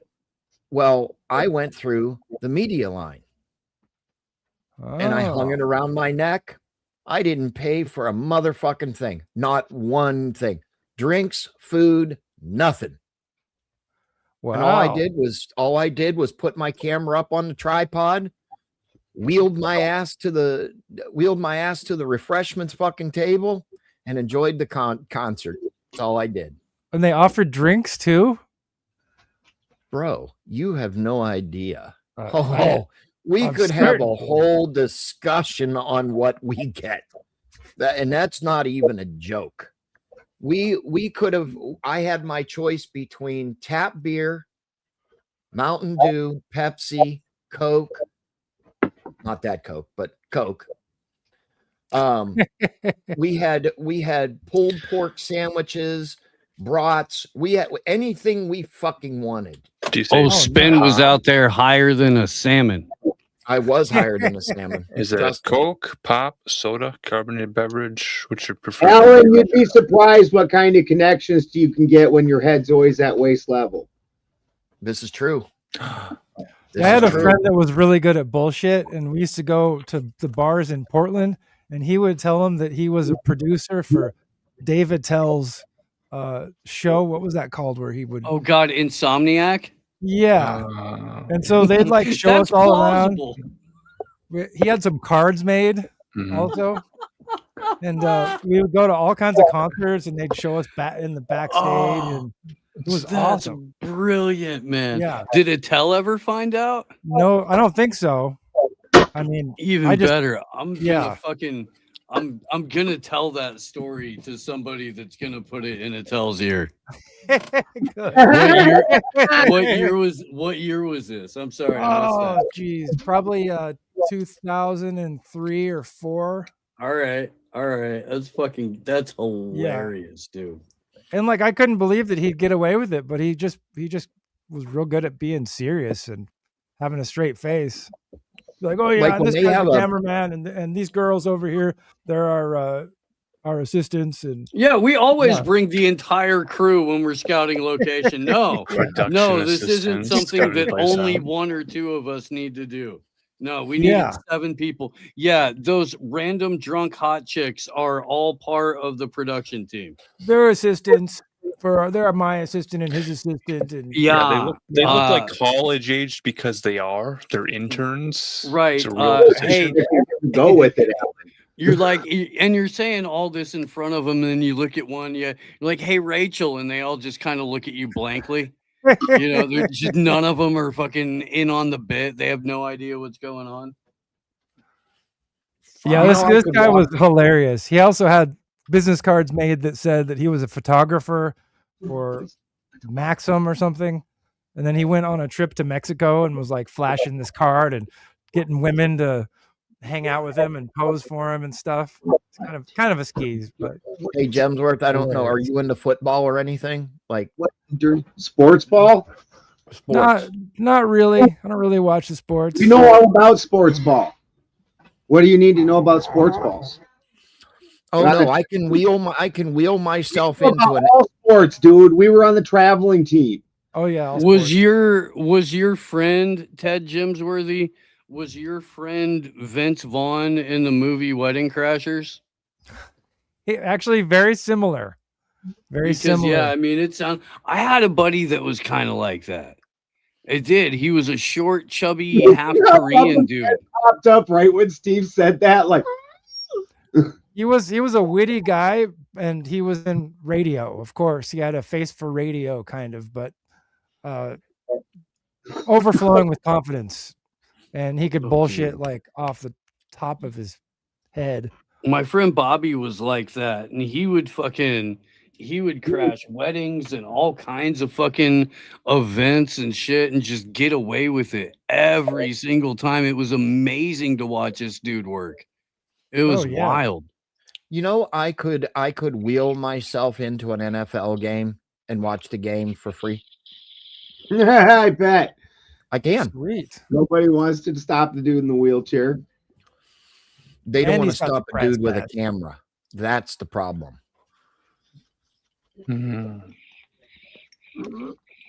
Yeah. We had a buddy with a wheelchair that we used to pack drugs all around and shit like that, wheel up into concerts and fucking get prime seating and shit like that, have a whole fucking party in there. That was great. Shout out to Tom. He was rad. Dude, if you ever want floor seats to a concert or anything, just go in a wheelchair. Yeah, I'd like to get front row seats, bro. Pish concert. Front row seats. That's not a joke. I like Pish. You're a butthead, Bubba. That's not a joke. It was record store day the other day. What's your favorite Pish song, Ted Allen? The one that never ends. It just keeps going.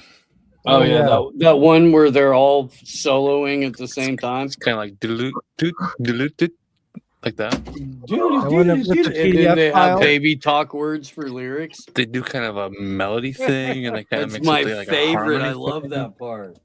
It's also musical, right? And then all of the audience sort of like moves around like they're trying to chase away flies. I like the part where everybody drops Visine in their eyes all at the same time. Oh yeah. Well, you want to be able to see the band clearly. Yeah. So you can watch a bunch of dudes in dresses pretend to be fucking girls on trampolines like it's the end of the man show. Like a whatever the Mets baseball fuck they're game? doing up there. Biddly, biddly, biddly. Just like a Mets baseball game. I love when those kids at the show call their parents and have them forward more money over Western Union. Right? You are missing nothing, Natural Order, Paul. Do not listen to Fish. You know what? I owned a bar that, because of the way our bar was built, we couldn't really have a drummer in there, and I was doing live bands, so that basically left you down to hippie jam bands for 90% of it. Oh, for sure. So we were a huge hippie jam band bar, and I do not like hippie jam at all. Like, I know a bunch of the biggest fucking hippie jam people, the bands and everything, and fucking like Trampled by Turtles and Wookie Foot and all those guys. Wookie Foot got the cops called on me once. I bet. So, oh no! They were outside just hugging random strangers, and they called it Hug a Hippie Day. Oh, that's not good. Fucking South Dakota, that gets the cops called on you. They're like, "Don't touch me, dirty hippie." You were the bar owner with the bongo cause, dude. Like South Dakota, like Christy. When Christy and I first got together, I moved from South Dakota to California, and the first real socialization I had off the mountain was my wife and her friends. And these people hug each other all the damn time. And I'm like, and apparently that's just a California thing, pretty much, period. But I'm from South Dakota. So fucking we're over at her friend's house, and her friend goes to give me a hug for no good reason at all, because I'm getting ready to leave, and I don't know why that needs to be a hugging event. And fucking, so she's got her arms out, and I'm walking backwards. We're in a garage, and we're like in a kind of a tight space. So I finally get to a spot where I can sidestep her, and I sidestep her and turn. Yeah. And she like follows me like the fucking Terminator with her arms out like this. And then she fucking pulls me in a hug, and I literally went, ugh! And then I was like, yeah, I don't know. I'm sorry you experienced that, Ted Bennington. That sounds like an unconsensual aura merge. Yeah. Yeah. I was like, I don't know why I like that. That'll happen. I'm used to it now, but you need to see a sound healer immediately. Yeah. Before it gets any worse. In South Dakota, we're not hugging is damn near assault. We're like my old boss Blue, shout out to Blue, came from Pennsylvania coal country to Santa Cruz County, California. Oh God! To help his brother build a house. He had no idea. He had no clue. This dude had worked, nothing but outdoor jobs or factory jobs his whole life. He worked for Cummins and helped design a key component on a fucking diesel engine and shit like that. Good job rebuilding that head. He retired twice before he moved out to California to help his brother build the house, and then fell into handymanning and shit like that. But he said the first time a dude called him bro or brother or something like that and tried to hug him, he tried to square up. He was like, no, that's my fucking brother. I don't fucking know you. Who the fuck are you? Get the fuck off me. Word I can't say on Tuesdays. And and tried to engage in fisticuffs, and his brother was like, no, Kent, you got to calm down, man. This is it's all right. It's a little different here. Yeah, she may have. That just means you can hang out again. It's okay.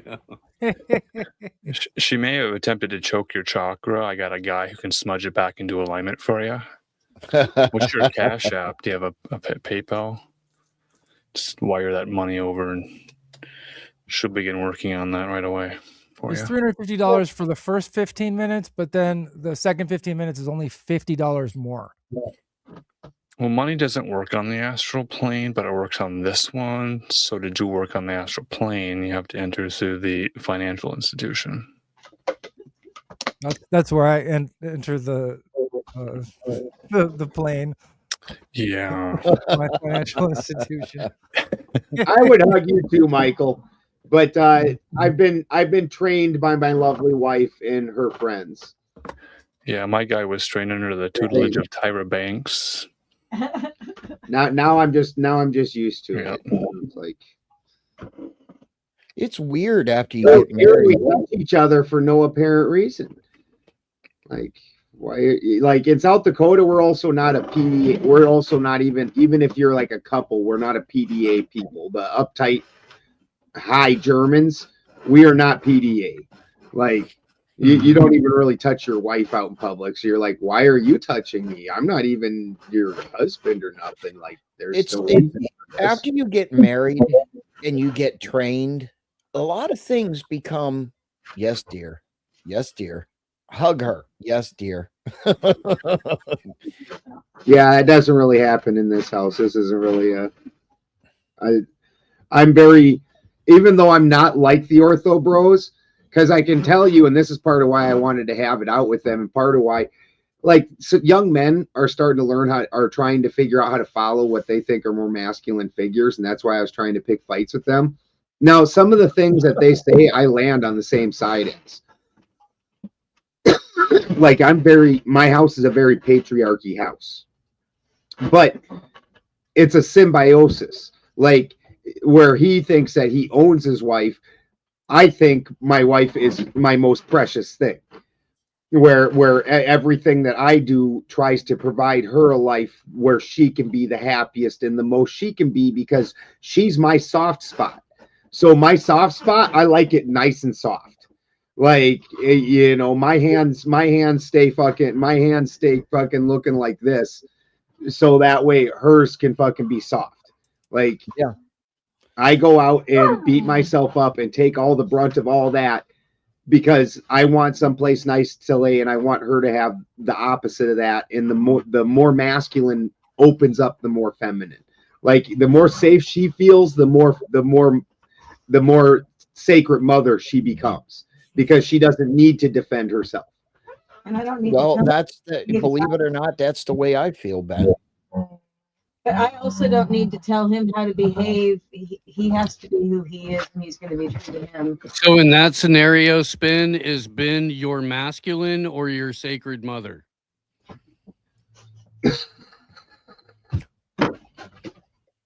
I plead the Fifth Amendment, for I will incriminate myself.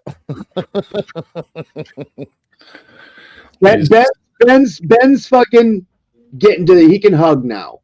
I've learned. I still get drained by it a little bit, but I learned. It's okay. The one thing, like you were saying about bro and brother, there's just something about somebody calling me bro that fires me up. In California, they'll call the California lingo is my dog's bro. My cow down there is bro. Sometimes the fence post is bro. You're like, you run into a fence post, you're like, bro. The 80-year-old female cashier is bro. This hammer is bro. Yeah, for people that have the look, and my boss was like, I don't know, dude. Honestly, it was some fucking dumb shit. And looking back on it, like, I'm pretty sure that I looked pretty gay when I did that. But, you know, at one time, the thing was, the word was babe. Everything was babe this, babe that. I've never heard that.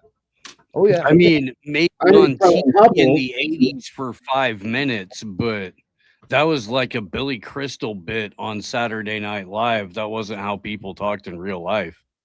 Pig in the City? Yeah. And the word okay. Everything that comes out of people's fucking mouths at times is okay, okay, okay. Okay, what? Shut the fuck up. 10-4. Correct. It's just a filler. They don't know what else to say. This is like when I talk about how inaccurate it has to be for dead languages when they go back and decipher them. Fuck is my favorite example of that. you literally can use that as a noun, a pronoun, a verb, a fucking adjective. Universal adjective. Yeah, it like literally that word can mean almost anything. So if English died, you know, if Israel got mad and did the Samson option on the world and we're all gone, and then English language is gone, and in 200 years somebody goes back and tries to decipher it, how do you decipher what the word fuck means? It wouldn't be that instead of saying okay or or anything, we say fucking. We literally in South Dakota, fucking is like a space filler for us. Like that's what we say when we're trying to think for a second or What if they discover a bumper sticker and it says on it, "Fuck the fucking fuck face fuckers"? Yeah, that's what I'm saying. How do you even decipher that? And you know we're not some special people that were the first people that swore. The Romans in Pompeii, as they've excavated it, has more dick drawings and things like that. Like everything's a dick drawing. Like what the fuck? It's like a construction site in here. Like, don't open up the walls of your house if you had your house built by construction workers. There is dicks everywhere inside your house.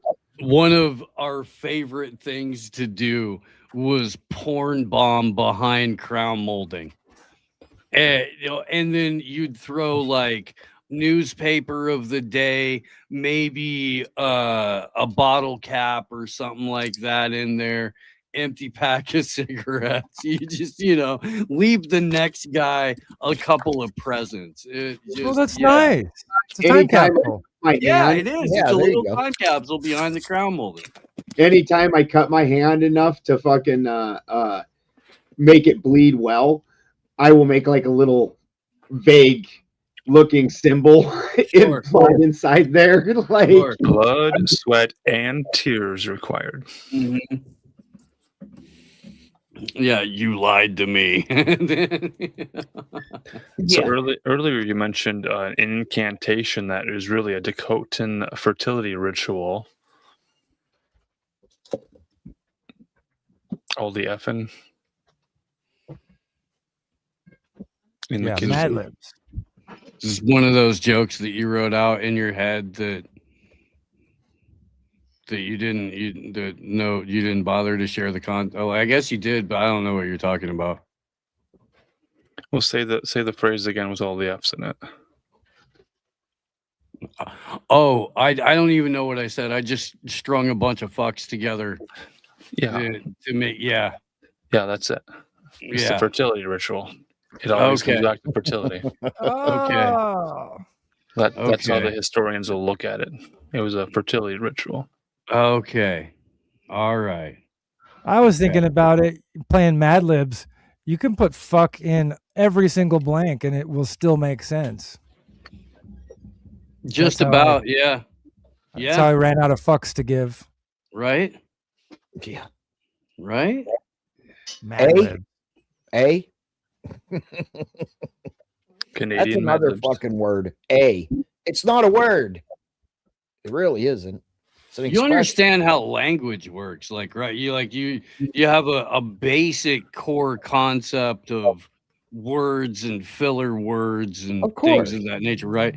Okay, so you're upset by filler words. That's a pet peeve.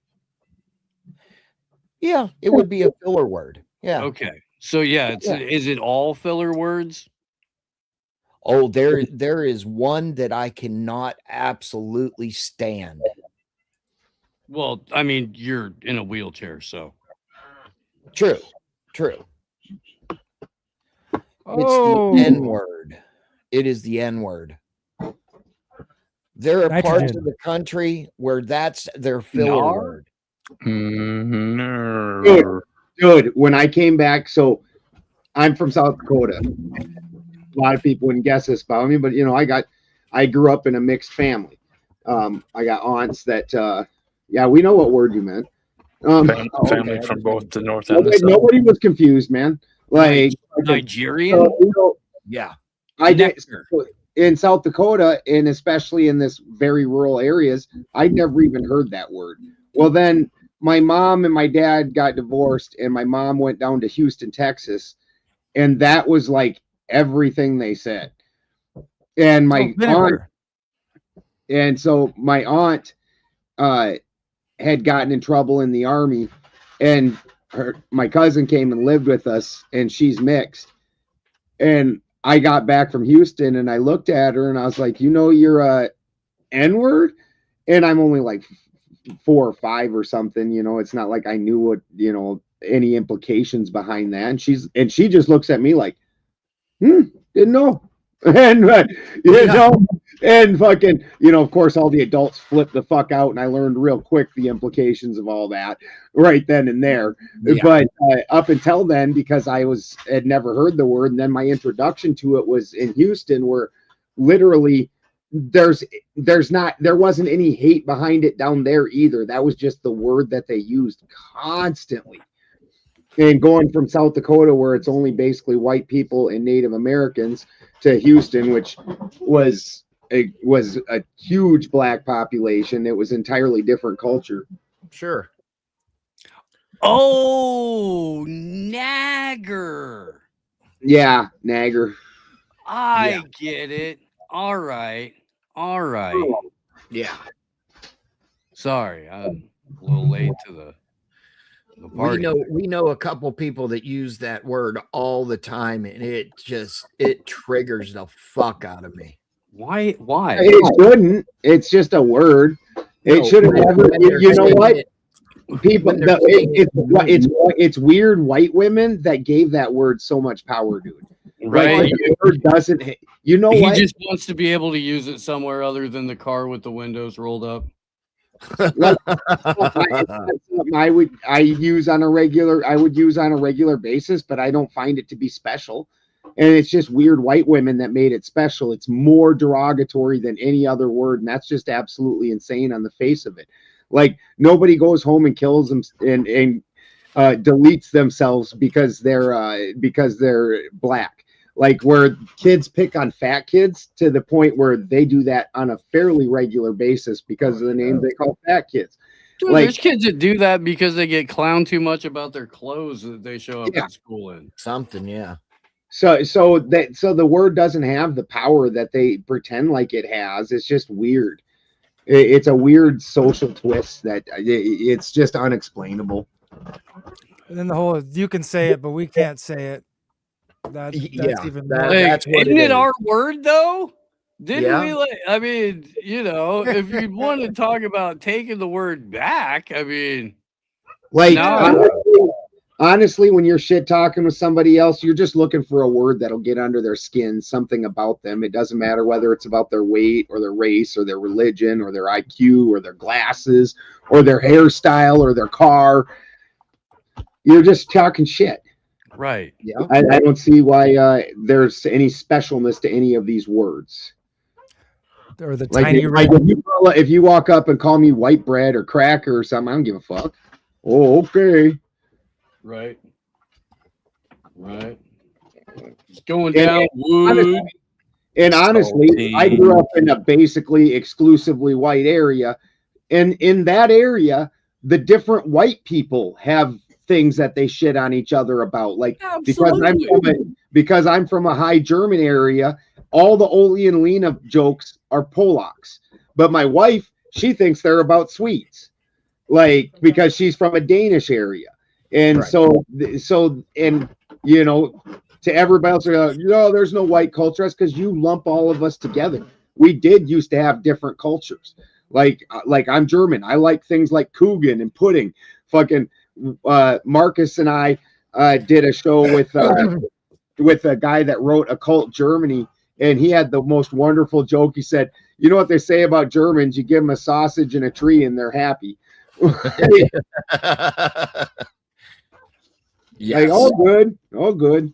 I can sit by this tree and eat my sausage and some pudding, maybe. Right. And I don't think that word is about a color of a skin.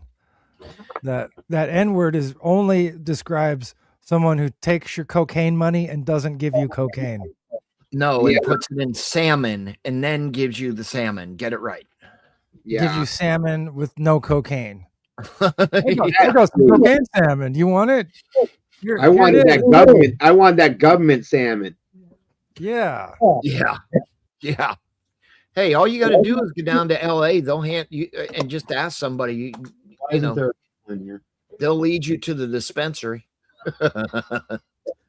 Oh yeah, in Seattle too. Yeah, no Just have shit, to right? apply. Portland. It's not the letter A, it's more like EH, only drawn out. Yeah.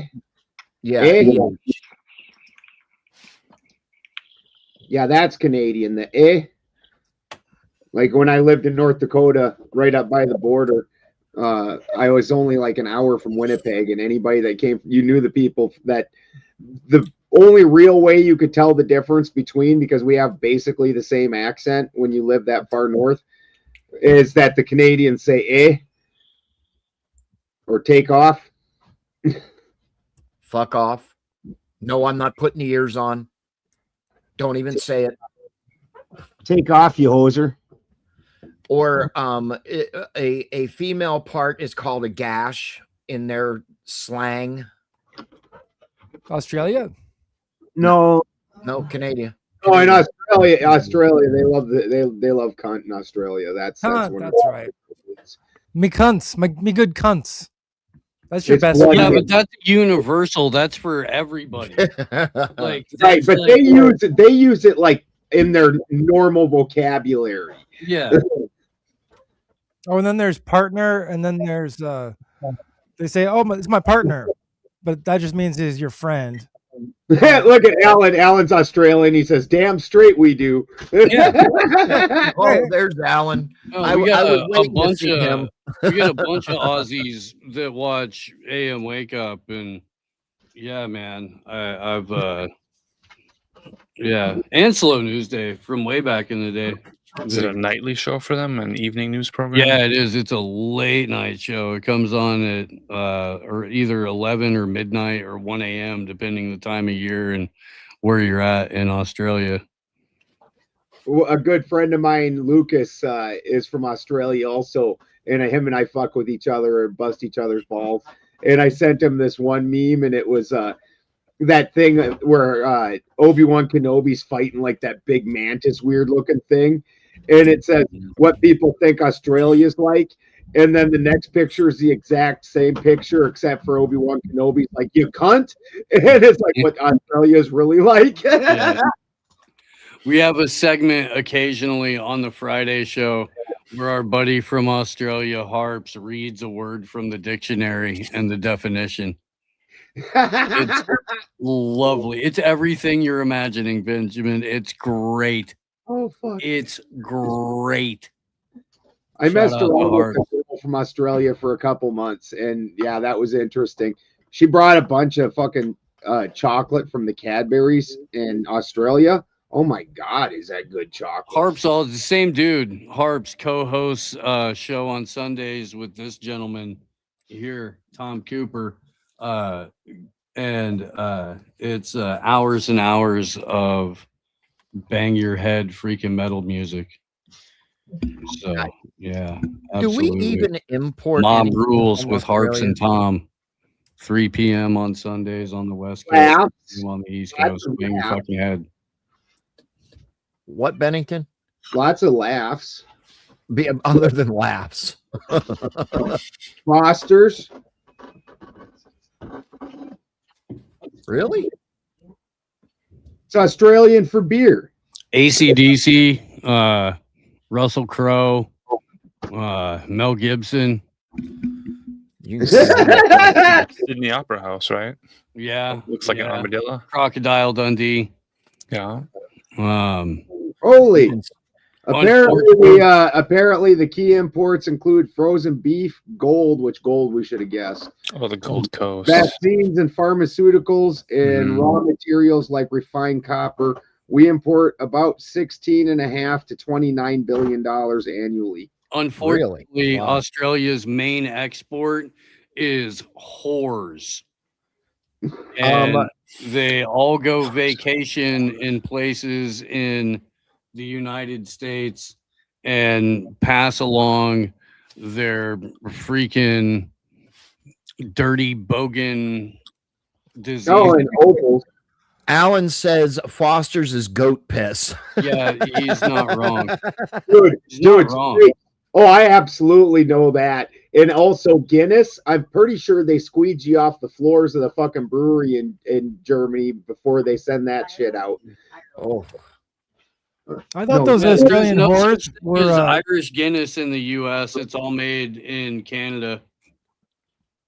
I thought those Irish decades and decades and decades. Beers over here, they're horrible. Like when I was in Germany, oh my God. The beers that they just have on tap there, they serve them warm, which you think would be weird, but they're just delicious. And they literally give you, it's bigger than this Stein's. This isn't even a fucking, because and it costs almost nothing. Oh my God, you drink one and you're just lit. You're sitting there like rocking back and forth in your chair, like, why am I so drunk off one beer? And you look over at your buddy next to you and you're like, oh, he's drunk too. Dude, I'm from the Midwest. It's almost it's almost Bible Beltish there. Yeah. Like we literally have something called 3-2 beer. And that's all you know, it's shit like that. And so I got to fucking Germany where there's times that I'm drinking beers that are 20% freaking alcohol and the beer is a fucking liter. Yeah, one beer is putting me the fuck down and I'm only 19 at the time. Oh yeah, those monks make it strong beer. Heck I think over in Australia the legal age to drink is 18, isn't it? Dude, in Germany, if you could see over the counter, you can drink a beer. Really? You can't sit and get drunk there. But I will also admit that I drank the water, and me and some other guys drank the water because obviously I chug a lot of water, especially when it's hot out. And I got stuck in the hospital for 3 or 4 days from it. Why? Shit in their water. Oh. Where the beer, when you make, that's part of why beer was such a huge thing during the revolution days and stuff, because that actually was cleaner to drink than just grabbing some water. At least the beer had been boiled and just, all that kind of thing. Yeah. Where water that had who knows what kind of bacteria and virus, and especially in an area we've never lived in. Well, in even Germany's modern beer purity laws go back to plague times and trying to keep it as, sanitary as possible and as potable as possible. Yeah. Although I would say that the beer purity laws got twisted. And that's part of why all beers are hoppy, because the hops was a key component to it being beer. Where actually prior to the beer purity laws, you made beer out of just about anything. Yeah. Alan says, yes, the drinking age in Australia is 18. Personally, he thinks it should be raised to 21. I just missed it being 18 in the United States. To the point where, like, when I turned 19, supposedly Wisconsin would let me drink, and then they wouldn't either. And fucking, I just kept missing it. But I think maybe normal kids probably shouldn't. But if you signed yourself up for the military, or you have, things like that, I think it's kind of ridiculous that. Now I was drinking obviously in Germany, but in the United States, I was able to sign my life away at 17. But not be able to have a beer about it, that seems crazy. Right. Just you go to the military when you're 18, but I can't drink a beer. That's Which I agree that at 17 I wasn't making rational adult choices. I joined the goddamn army. That's what they hope on. Yeah, exactly. When you guys say I can't make rational decisions, don't let me join the army either, dickheads. Yeah. Hey, we're going to give an 18-year-old a freaking M16, but God forbid he wants to drink a beer. I was 17. Or 17, I'm sorry. That's a big firecracker, an M16. Yeah, I was 17. I'd already shot an M60, an AT4. I was an expert marksman in an M16. I have all the little fucking. They got the reefs and the 3 stars and all kinds of shit on there. Cool. Hey, there's 18-year-olds flying C-130s and shit. That's no joke. Call of They're Duty. up there in fighter jets and everything. I don't think there's any 18-year-olds doing that actually spin. I think because that's all officers, and officers all have to go to college. Yeah. So it's probably 20. Yeah, that's true. 25, That's true. 22. Yeah. Yeah, if you want to be 22, you're giving somebody $1 million or $1 billion airplane full of munitions. That's a little scary to me. Well, they spend hundreds of thousands on each soldier in the military, for training and all the shit that they buy them, all the medical care. Dude, everything they give you is brand new, basically. Yeah. Except for the rifle's not yours. You're using, like when I was in training, we were using old Vietnam rifles. So I got to shoot the fully automatic rifles back in the day. Which there's a reason you don't do that. Like it don't work out. You can't control it. And then also we all did it. We all just burned off some mags fucking on fully auto because you can. Just melt the barrel. Yeah, melts the barrel. Exactly. Melt the barrel. Yep.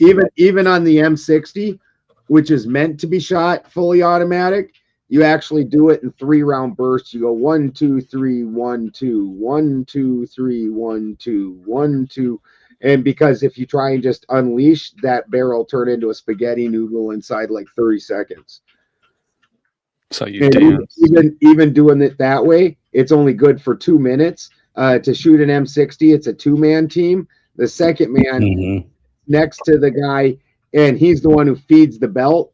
But then also he's got asbestos gloves, and every 2 minutes it comes with 2 barrels or 3 even, and you take out the barrel that was just being shot. You go like this and you pull it as straight as you can, and you lay it down on the ground on this asbestos pad to cool off, and you take the cool barrel and you put it on the gun. You hook it back up, you smack him on the back of the helmet 2 times, and then he 1, 2, 3, 1, 2, 3.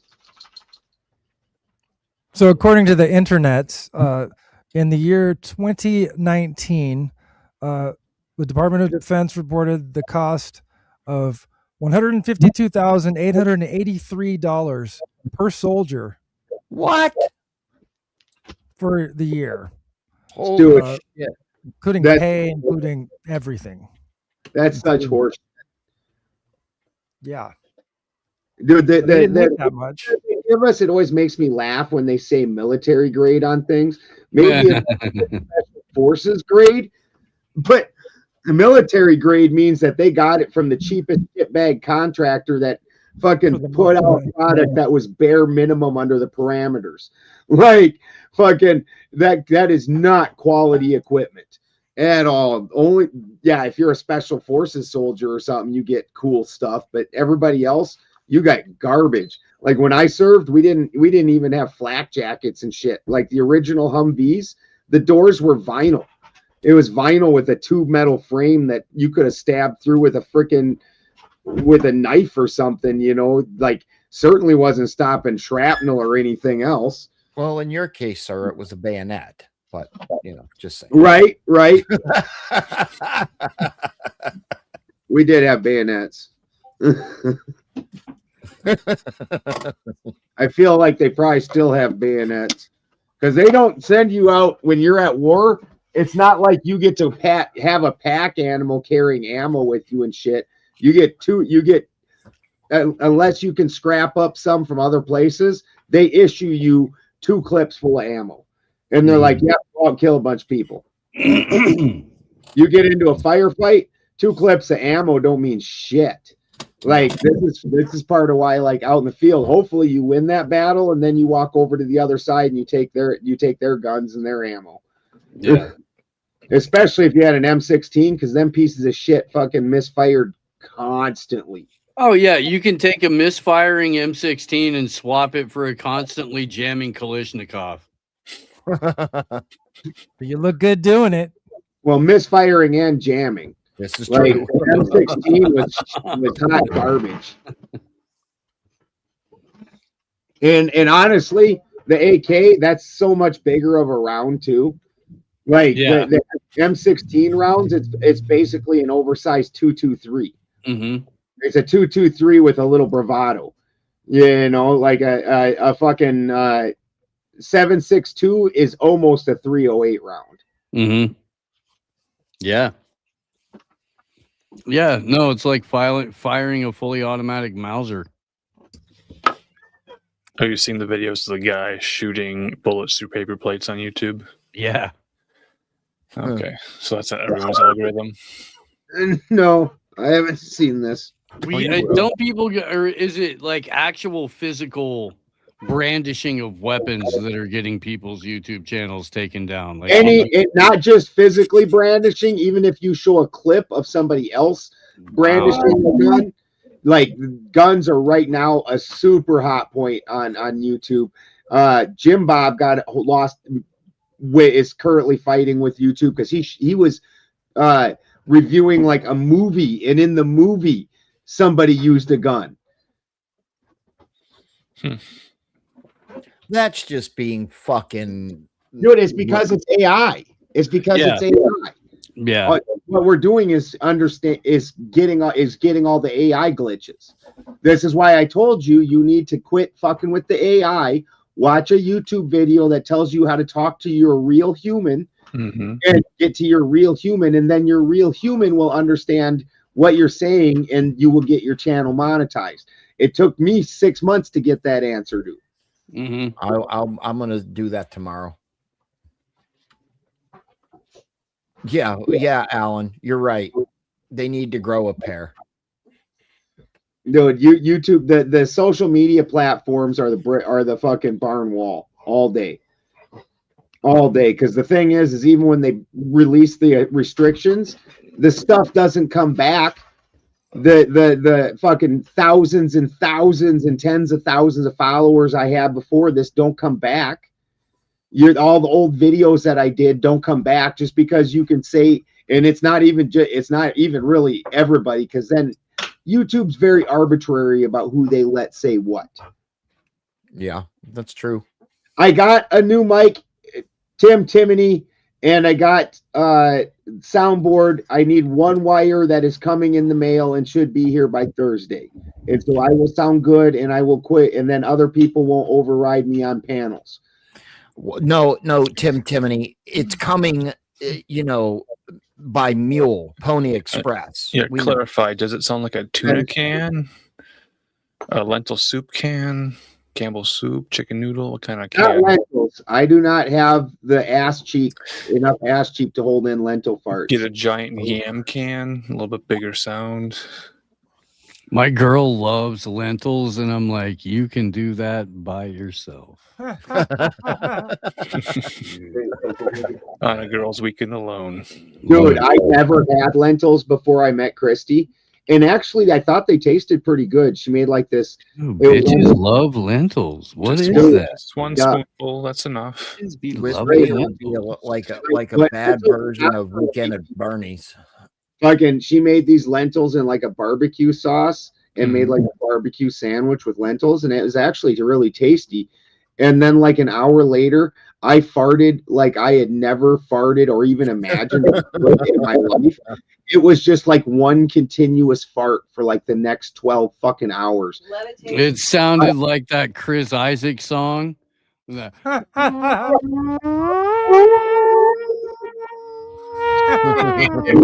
And we had just been dating like maybe a month. I was not to the point yet where I was feeling rip ass.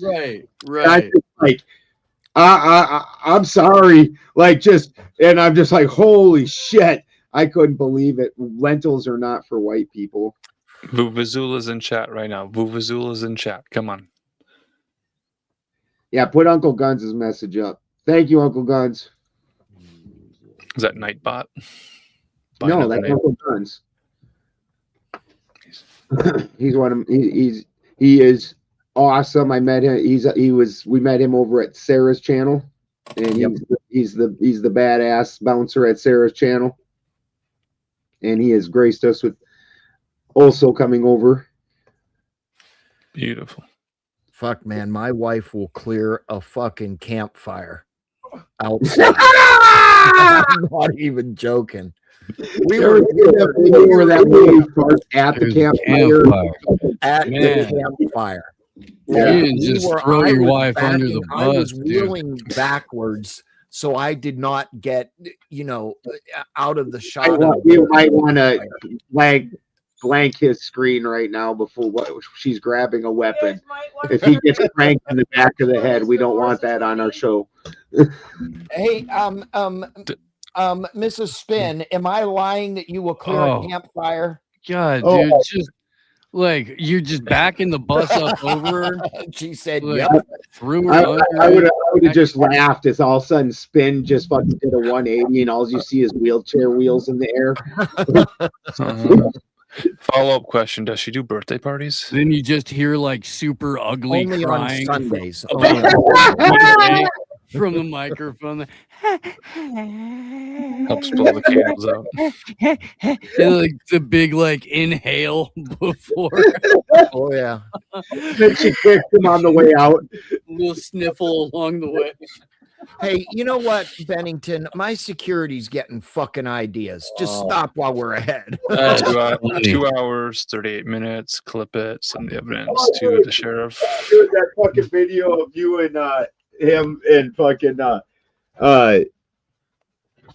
Crack Baby. Fucking Christy and I were laughing so hard about that earlier. Oh, Bennington, I've got 2 more, and they're even worse.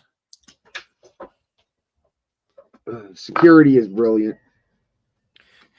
They're even worse. He has figured out how to make the AI work good.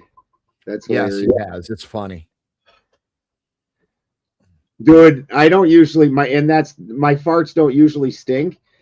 And I don't know if it's just my vegetarian diet or whatever, but fucking lentils, that changed all that. Oh yeah. That had heat. Note to Mrs. Bennington, cease on the lentillions. Okay. Oh, she knows. She knows. She's never tried that again. Cease the lentillions. Yeah, she actually thought I could fly that night. She never tried giving me lentils again. Never again. The distress was real. I gotta say this pretty low. The one time we were getting in my truck, right? And we had beans and all kinds of shit. Next thing I knew, I was hurling myself out of the truck, and it wasn't me. Wasn't an extended cab. Extended cab, and I could not get back into the cab for another 5 or 10 minutes. with the windows open. Okay. Dude, this is just like 2 weeks ago, I was talking to one of my nieces, and fucking we were video chatting, and I was giving her shit, and I asked her about her stinky farts. She's like, "Oh, I'm not the one that has the stinky farts. Fucking her sister is." And then she just started throwing her sister right under the bus, talking about how rank her ass was. I'm like, just dying. Hey, I'm not saying that I haven't done the old fucking trick of farting and fucking throwing a blanket up over her ass. Oh, I've done that. Oh, you gave her the Dutch oven. There's a chick that died like that. I saw an article the other day, and it was a particular set of circumstances.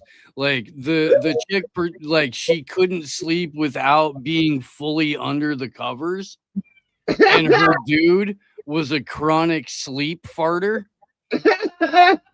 And he literally like methane. Yeah. Yeah, she died because his rancid ass, because she Dutch ovened herself. Oh fuck. Yeah, habitually. I Dutch ovened myself once on accident. Fucking Issa. It was when we were moving into this place, and Christy scorched a pot, and because we had like 30 people, so Christy was making these ginormous pots of like broccoli chowder and stuff, trying to feed large amounts of people. Well, she scorched the broccoli chowder because trying to heat up this giant pot in a reasonable time, and just wasn't used to it. So it was no good. So she puts it outside, and Issa, for the first time ever, was like food aggressive. She didn't let nobody else eat that. She scarfed down this whole She said, pot. "This is my garbage." Yeah. And her stomach was so distended. And so we get over to Reading, and Issa's laying there, and I don't think nothing of it. And I actually thought one of the guys farted. And because we're all sleeping in a Winnebago together, I'm like, oh, fuck, this is just like prison. And I fucking pulled the blanket over my head, only it was Issa. And because it was cold, she was under the blanket with me. I was like, oh, God. Ah. And so then we came home. And while we were there, I went to the burrito place, and that one that has all the different crazy hot sauces. And I found this one that was black garlic and scorpion pepper. And I ate that at home on some burritos Christy made. And then we went to Reading, and fucking Issa was underneath the blankets. Well, on the way there, it was wild. I farted, and I was riding with another dude. And we both thought that and because my farts don't normally stink, it smelled like raw sewage, just horrifying. And I was like, oh God, we passed sewage or something. And then I ripped ass again, like 10 minutes later, and it was the same horrifying smell. And I was like, oh no, that's me. Like, oh, that's bad. That's bad. Jim Timoney says you're lactose intolerant, Ben. Yeah, totally lactose intolerant. So then we get in the Winnebago, and it's cold again. And Issa's all up underneath the blanket right next to my butt, and I rip ass. And Issa goes, and gets out and leaves. I just about died. Oh, fuck. Poor dog.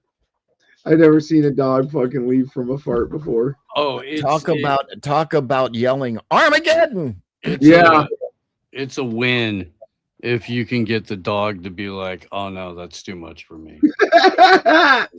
Especially when she got me the week before, I was like, yes. Natural order Paul with the history lesson. The deadliest fart in history was a Roman soldier who farted in front of the Jewish temple and caused a riot. I will forever remember that fact. And the location of that spot is now the fucking wall that Javier Milei was kissing earlier today. I don't know. That'd be funny, though. That would be funny.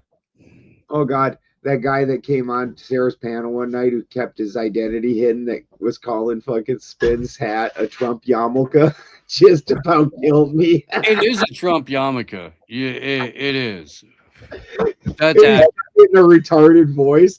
And he's like, I like your Trump yarmulke. Yeah. Will you want to get a Burger King? Oh, fuck. I just about died. That was one of the funniest moments. I mean, in 2026, having a MAGA hat at this point, it's no different than walking around with a slave collar and the GIMP mask on and the little ball gag in your mouth. The level of self-parody that is fucking, I don't know. You've either got to be the most oblivious moron on the planet, or you're doing a bit. I have a friend. If you're doing a bit, I can see that. So, speaking of that, I have a friend that's a realtor, and she tells anybody, put all your political stuff away. And she looked at me and said, would you listen if I told you to put all your political MAGA shit away? I said, fuck no. Who cares? She says, believe it or not, people will not buy a home. Well, I mean, not only that, but why let them know that you're Israel's bitch from fucking 50 yards away when they can find out 10 minutes into a conversation? You know, this is true. I want to know what he's going to do if that fucking if the anti-war thing passes. It was one vote shy this time. I know, but it's the rotating villain thing where they always find one Democrat that they can be like, hey, look. Fetterman's like, yes, I will be him. Yeah. Yeah. No, dude, I know what happens. One Democrat or one Republican to vote the other direction also. So right? That was kind of a squash. Yeah, the rotating villain works with red team or blue team. Yeah. You know, and then always, of course. Yeah, they've always got their scapegoats. Have the text of Palantir's technological Republican brief. Fucking thing, dude. Yeah, there's a lot of points here. We have to come back to this. Go right in on it, please. I've got a split in 12 minutes, so sure. So maybe we'll sign this as homework because there are 6, 7. How many points? 21 points, I think. 15, I think. 22 points. Okay.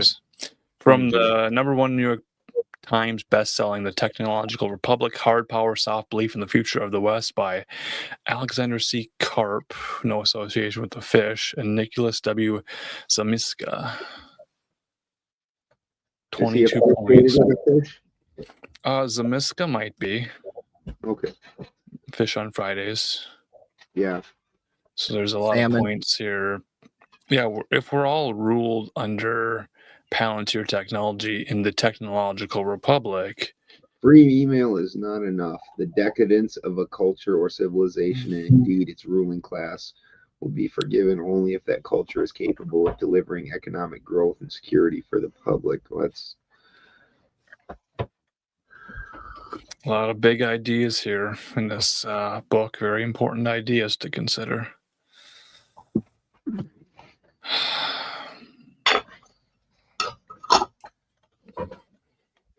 Rob Noor's live as well, chatting with Tony from Hello Listener. That's cool. I'm glad he's still streaming. I thought his career ended the night Ted Bennington talked to him. No, their cult actually thought that they had a decent showing. Oh, they thought they won that round with their Benadryl partner who fell asleep and didn't volley back at all. In Noir, who just talks. I don't even claim I win all of them. Like when you asked me if I thought I did well against the two Craigs, when I debated on chemtrails, I said, "Fuck no, I don't think I did well." Is that not exactly what I said? In fact, I think I more emphatically said the fuck no. You know, knock it off. But against in that debate with Rob and fucking Marte, we crushed them, and it was honestly a impossible win position for them. But so that's part of why I wasn't gloating too much about it. Like, you guys had a horrible position. Yeah, Palantir doesn't like to gloat about the neutering of Germany and Japan after World War II. Must play a role in addressing violent crime, huh? Yes, like a pre-crime unit. Oh, fuck me. Yeah. Fuck me. Kind of a strange manifesto. They're doing it for our good in a desperate bid to save lives. Well, if this was published in a book, no one read it, so they had to publish it on X, where even fewer people are reading it. But it's a little frightening. A little bit concerning, these RoboCops. Ugh. The scary part is this is the public square at this point. Well, the scary part is this is the Trump administration, but the private wing of it. This is the front row of the inauguration. This is the entire reason J.D. Vance is the vice president. This is the software company that's baked into not just domestic surveillance and foreign deployment of autonomous weaponry, but also has the healthcare data of not just the US and the UK, but all of the Five Eyes countries. And nobody elected any of these people. Nobody gave any consent for them to have any of this information with your informed consent. And they're, running a decent portion of the federal government. And they're doing that because people think it's funny to put on a red hat and own the libs rather than do something that would give them any actual autonomy or freedom.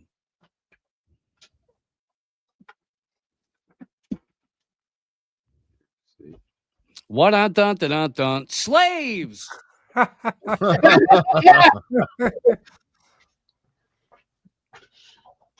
I'm trying to figure out. Just the other day, I figured out how to. Oh, there it is. And here you guys go. We love you guys. Here's some gift memberships. I hope our regulars win the membership. Oh, yay. Oh, Nice. yeah. Kick Gift ass. memberships. We got enough memberships to give out gift memberships now. Oh, nice. I didn't know that was a thing. That's good. Cool. Oh, I see one going to True Northern 93, Sue Finelli Sue 111, Hey, Space _ Minor, Snipes 8, and Slow Cheetah have been gifted membership. Space Miner.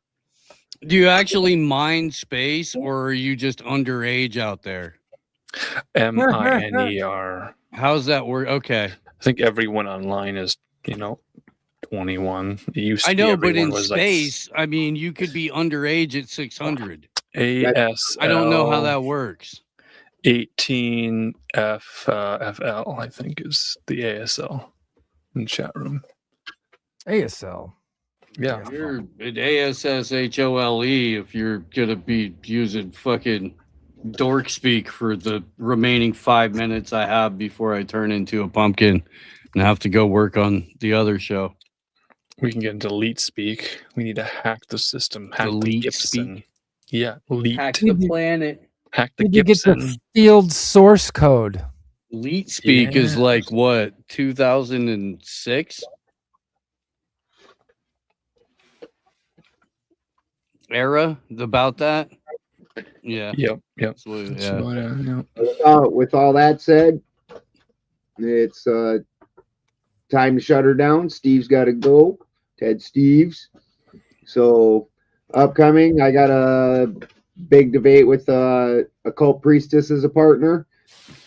Cool. Debate, Okay. Monday night. She's cultural. Shout out to Occult Priestess. Yeah. So that's going to be fun. I And don't then think she's the biggest fan of me, but I support her and her work. right. Is that Thursday? That's Monday. This upcoming Thursday. Monday. Thursday, there's a lady coming into Tomato who's going to debate feminism's harmed women and children in society. And this is So on that- Benjamin Balderson channel.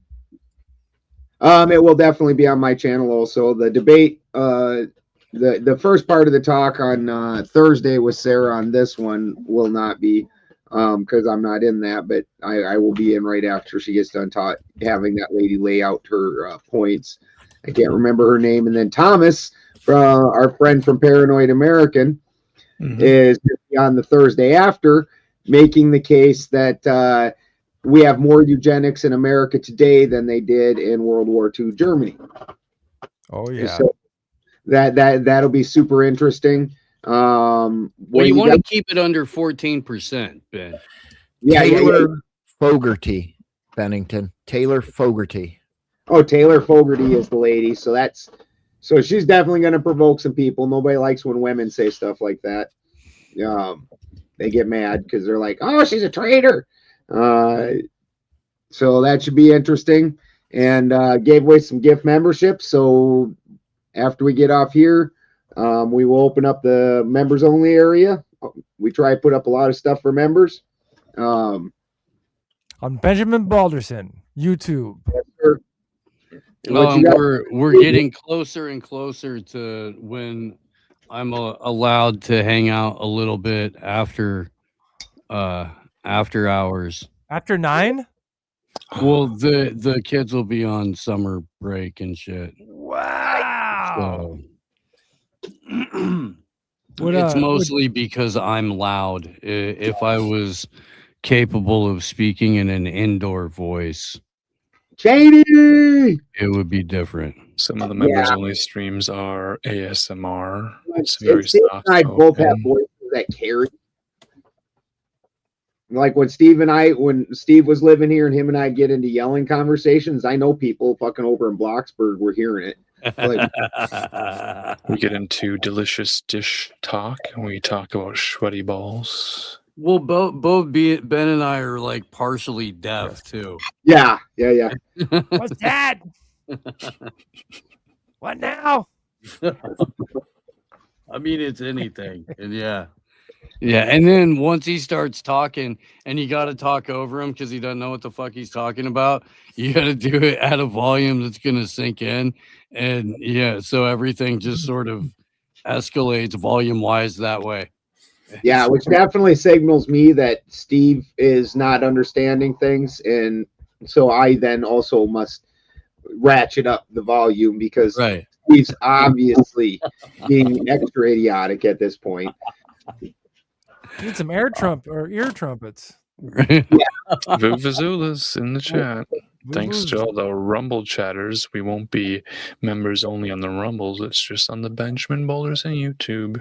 It's true. It's true. If you're watching on the AM Wake Up Rumble and you want to get in on the hot members only action, you have to go over to Ben Balderson's YouTube channel and become a member. You don't have to, but you're encouraged. Yeah. If you want to watch the stream, you can't get in and watch the stream unless you sign up for membership. But you can go there and sign up for membership and then immediately get into the show tonight. It's true. Immediately. Immediately. Instant VIP access. And it's like nothing, like pennies. Yeah, Cheney says you and Steve do have big voices. Yeah. Once I have this good microphone, people won't be over talking me on no fucking panels. I'll tell you that much. Well, you got the microphone, you'll have the cable, we'll put it all together, and then boom. Yeah. Radio TED Talks. Well, thanks for hanging out, y'all. Hey guys. See you next Tuesday. Thank you. Yes, you will. Yes, you will. I'll do my homework.